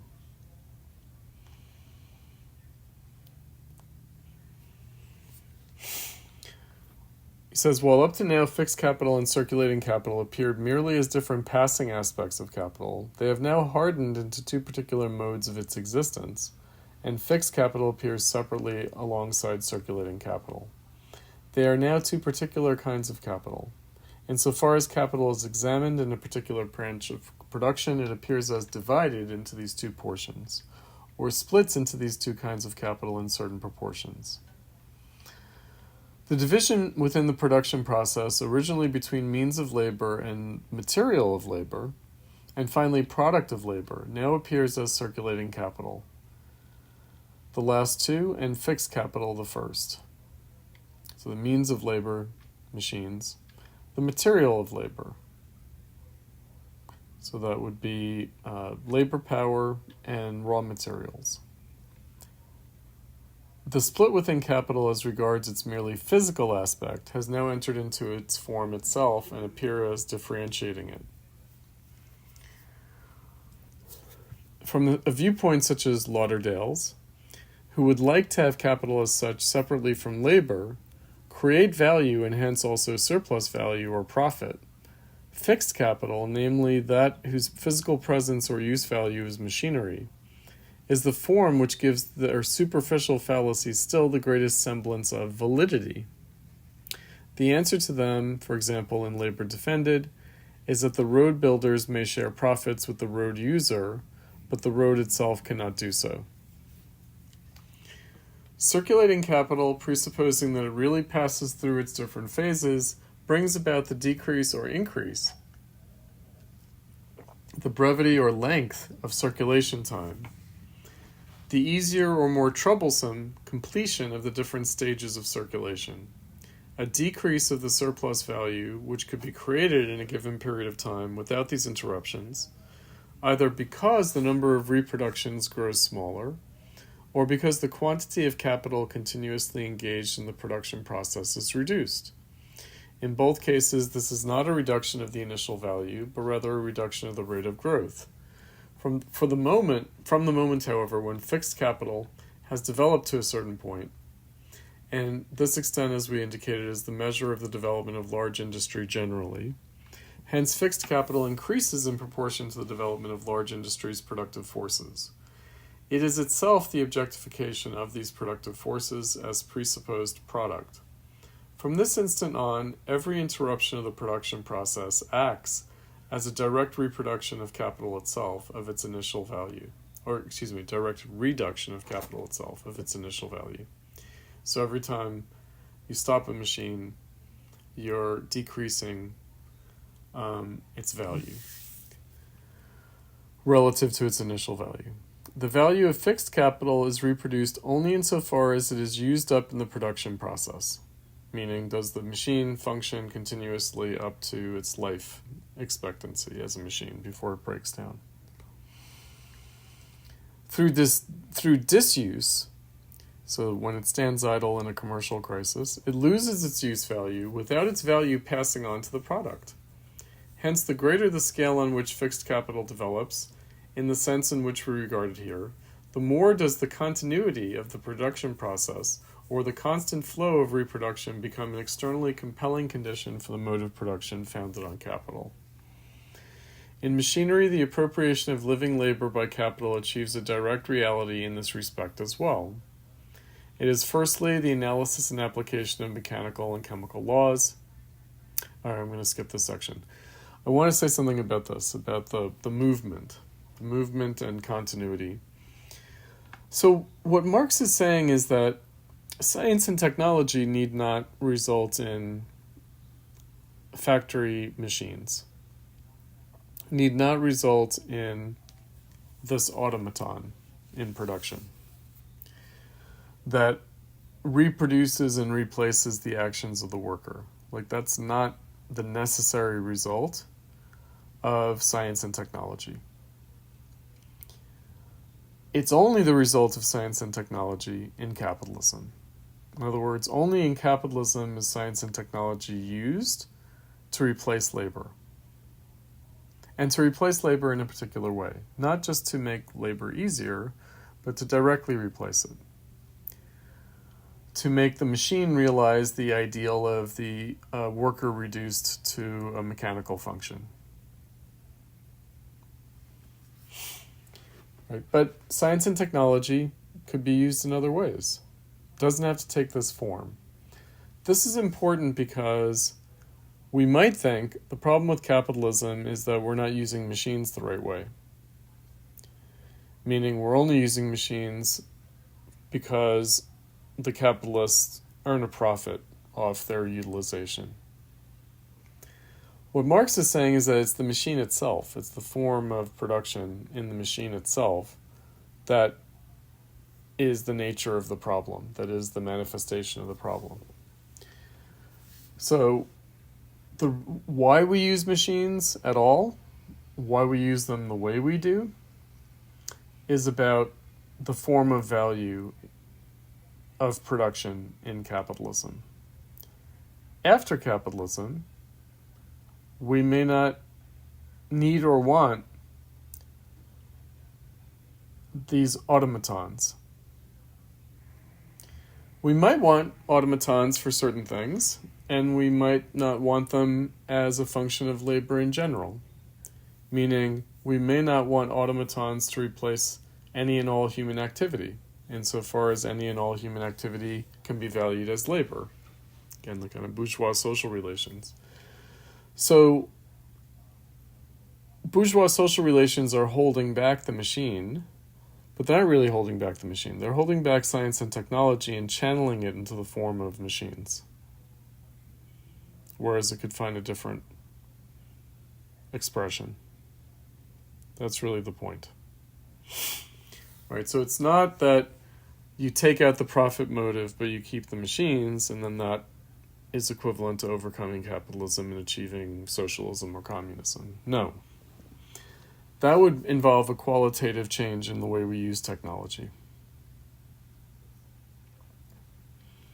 Also, the way we develop science, because we tend to develop science in service of this way that we use technology. So we would develop science differently as well if it weren't tied to this social imperative. If it separated technology from the form of fixed capital and took it out of its relation complementarily with circulating capital. Right? But it's not we keep the fixed capital but we get rid of circulating capital. We keep the machine but we get rid of money or something like that. No. Right? So we naturalize the form that the technology takes, and we think that this is a form of technology, whereas really it's a form of capital.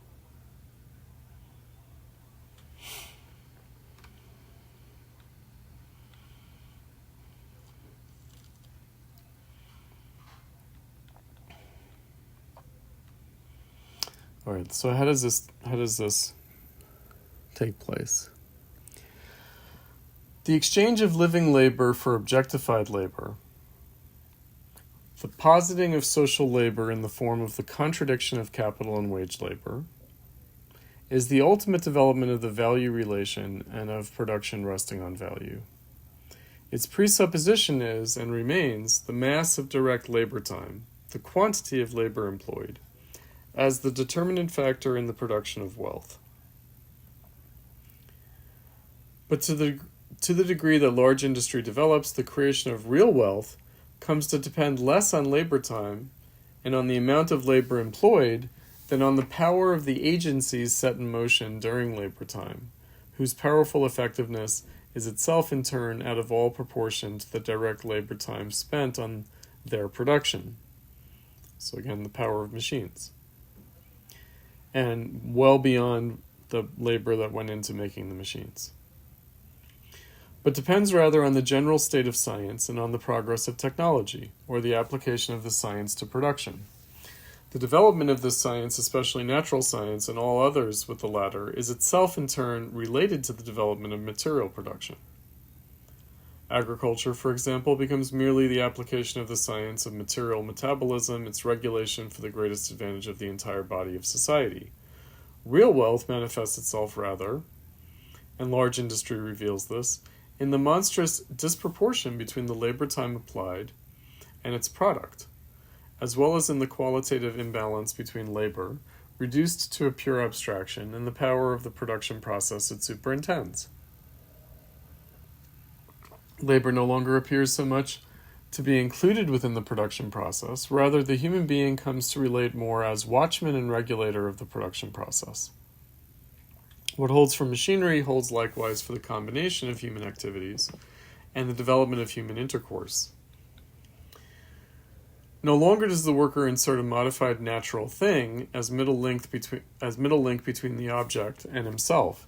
Rather, he inserts the process of nature, transformed into an industrial process, as a means between himself and inorganic nature, mastering it. He steps to the side of the production process instead of being its chief actor.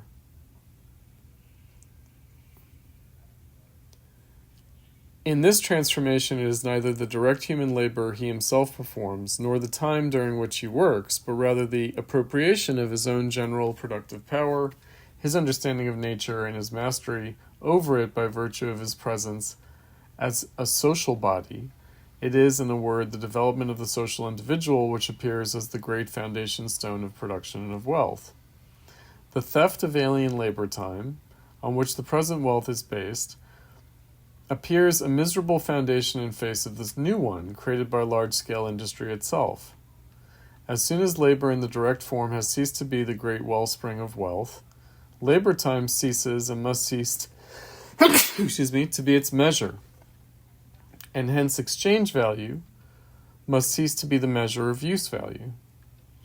The surplus labor of the mass has ceased to be the condition for the development of general wealth, just as the non-labor of the few for the development of the general powers of the human head. With that, production based on exchange value breaks down, and the direct material production process is stripped of the form of penury and antithesis. The free development of individualities, and hence not the reduction of necessary labor time so as to posit surplus labor, but rather the general reduction of the necessary labor of society to a minimum, which then corresponds to the artistic scientific development of the individuals in the time set free, and with the means created for all of them. Capital itself is the moving contradiction in that it presses to reduce labor time to a minimum, while it posits labor time on the other side as the sole measure and source of wealth. Hence it diminishes labor time in the necessary form so as to increase it in the superfluous form, hence posits the superfluous in growing measure as a condition, a question of life or death, for the necessary. On the one side, then, it calls to life all the powers of science and of nature, as of social combination and of social intercourse, in order to make the creation of wealth independent relatively of the labor time employed in it. On the other side, it wants to use labor time as the measuring rod for the giant social forces thereby created, and to confine them within the limits required to maintain the already created value as value. Forces of production and social relations, two different sides of the development of the social individual, appear to capital as mere means, and are merely means for it to produce on its limited foundation. In fact, however, they are the material conditions to blow this foundation sky high. Truly wealthy a nation when the working day is 6 rather than 12 hours. Wealth is not command over surplus labor time, real wealth, but rather disposable time outside that needed in direct production for every individual and the whole of society. He's quoting another commentator on industrial production from 1821. Nature builds no machines, no locomotives, railways, electric telegraphs, self-acting mules, etc. These are products of human industry, natural material transformed into organs of the human will over nature, or of human participation in nature. They are organs of the human brain created by the human hand, the power of knowledge objectified. The development of fixed capital indicates to what degree general social knowledge has become a direct force of production, and to what degree, hence, the conditions of the process of social life itself have come under the control of the general intellect and been transformed in accordance with it. To what degree the powers of social production have been produced, not only in the form of knowledge, but also as immediate organs of social practice of the real life process.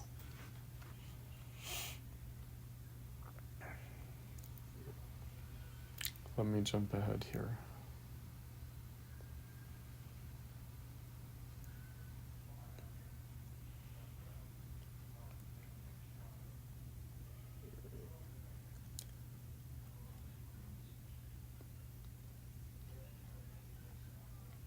All right, let's look at the last couple of sections. Beyond a certain point, the development of the powers of production becomes a barrier for capital.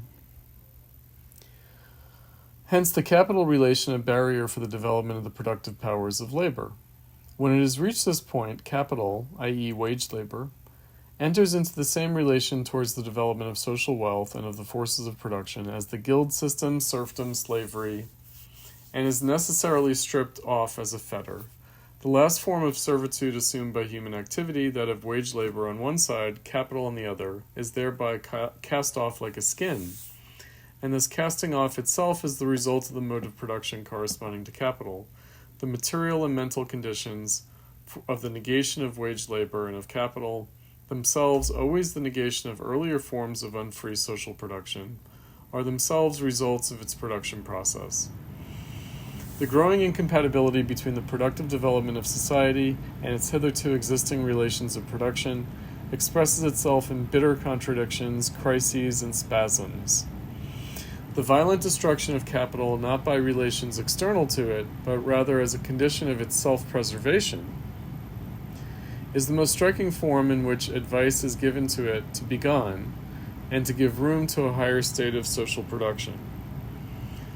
It is not only the growth of scientific power, but of the measure in which it is already posited as fixed capital, the scope and width in which it is realized and has conquered the totality of production.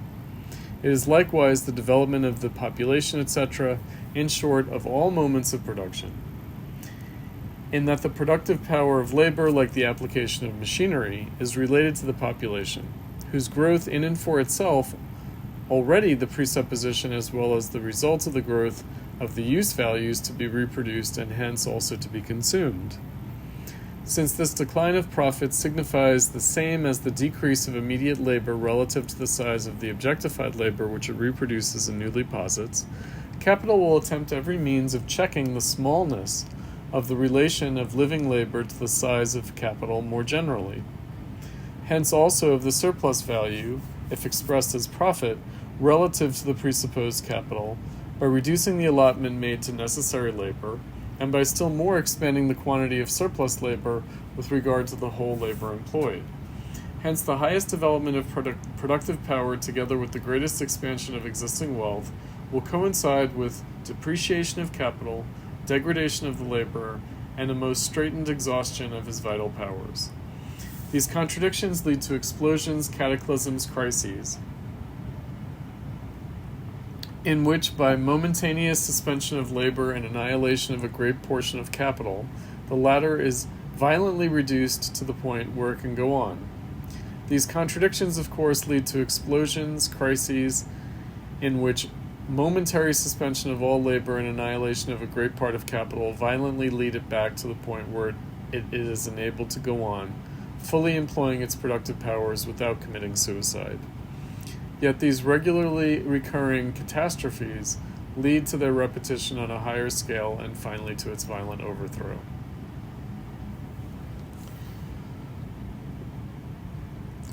The fact that in the development of the productive powers of labor, the objectified conditions of labor, objectified labor, must grow relative to living labor.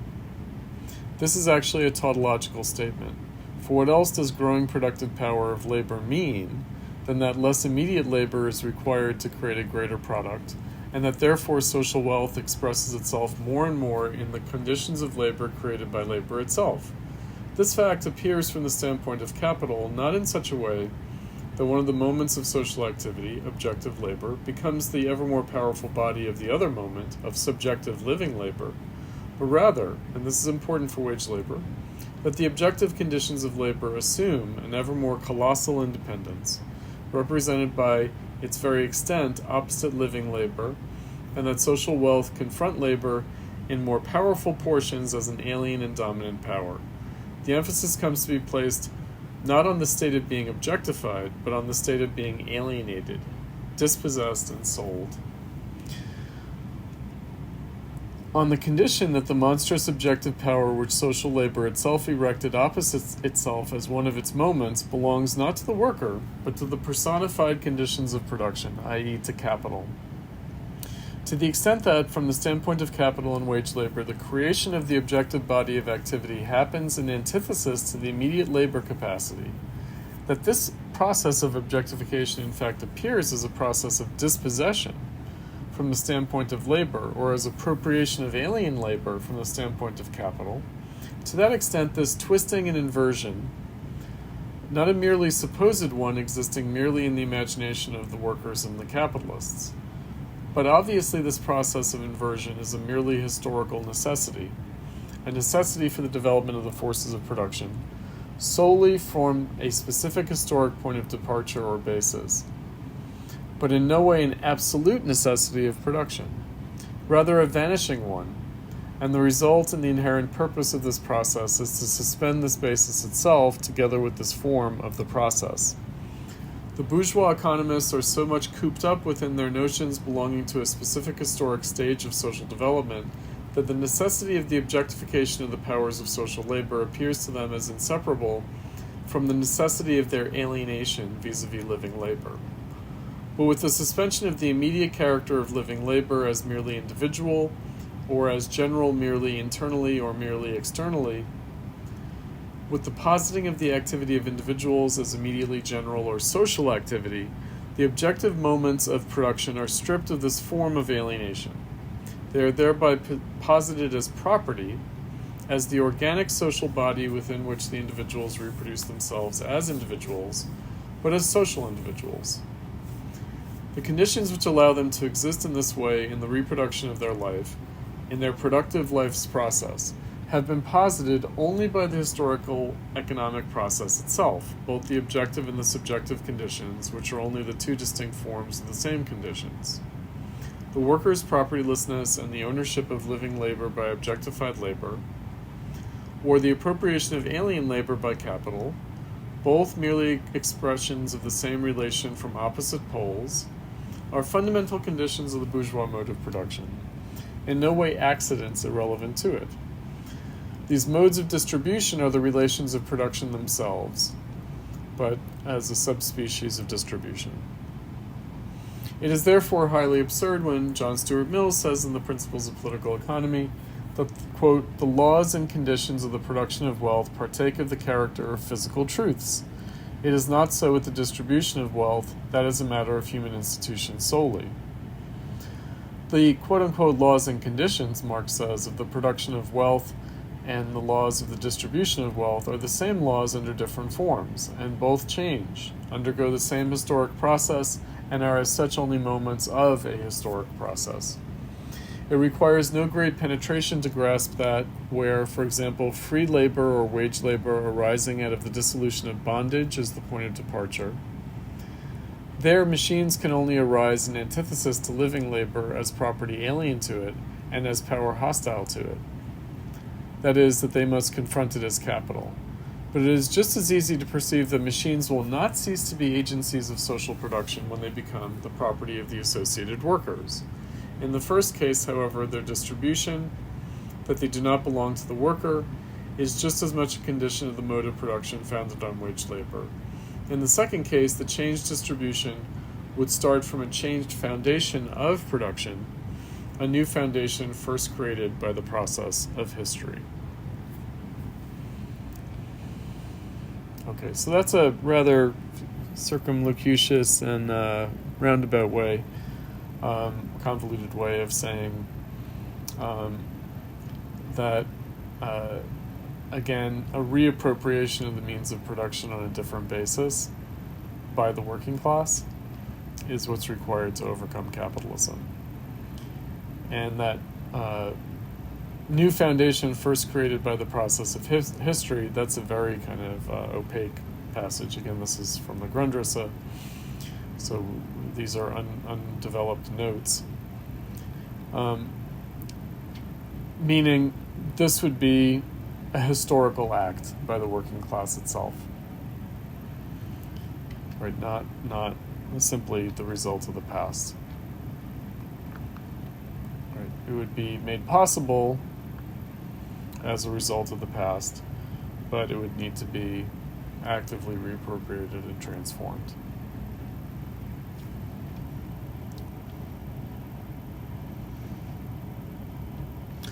Okay. In our last few minutes, by the way, the last several pages really lead directly into the Lukács that we'll be reading on Monday. The phenomenon of reification. We'll see his discussion of objectification and alienation. These are core concepts for Lukács's concept of reification. And then we'll see how it sort of redounds back onto other activities in society, that it isn't just the wage labor of the factory worker that exhibits this quality, but it sort of permeates society as a whole.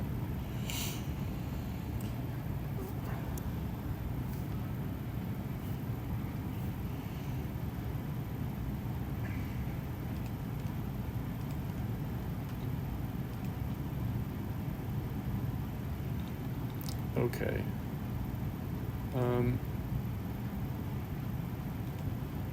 In our last few minutes, any questions on the readings that we had for tonight?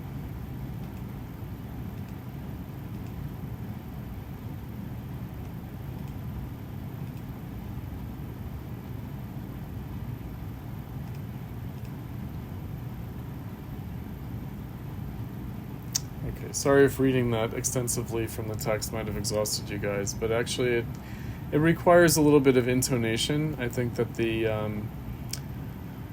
voicing, the emphasis, of the text, I think this is an important passage from Marx, this section of the Grundrisse, but it's written in such a way that it is sort of not fully developed and articulated, it's not fully written out, and so can just become very, very much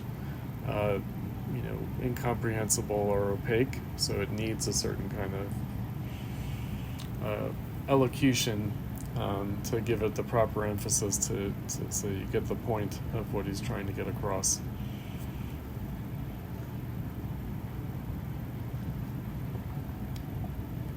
All right, let's adjourn for tonight.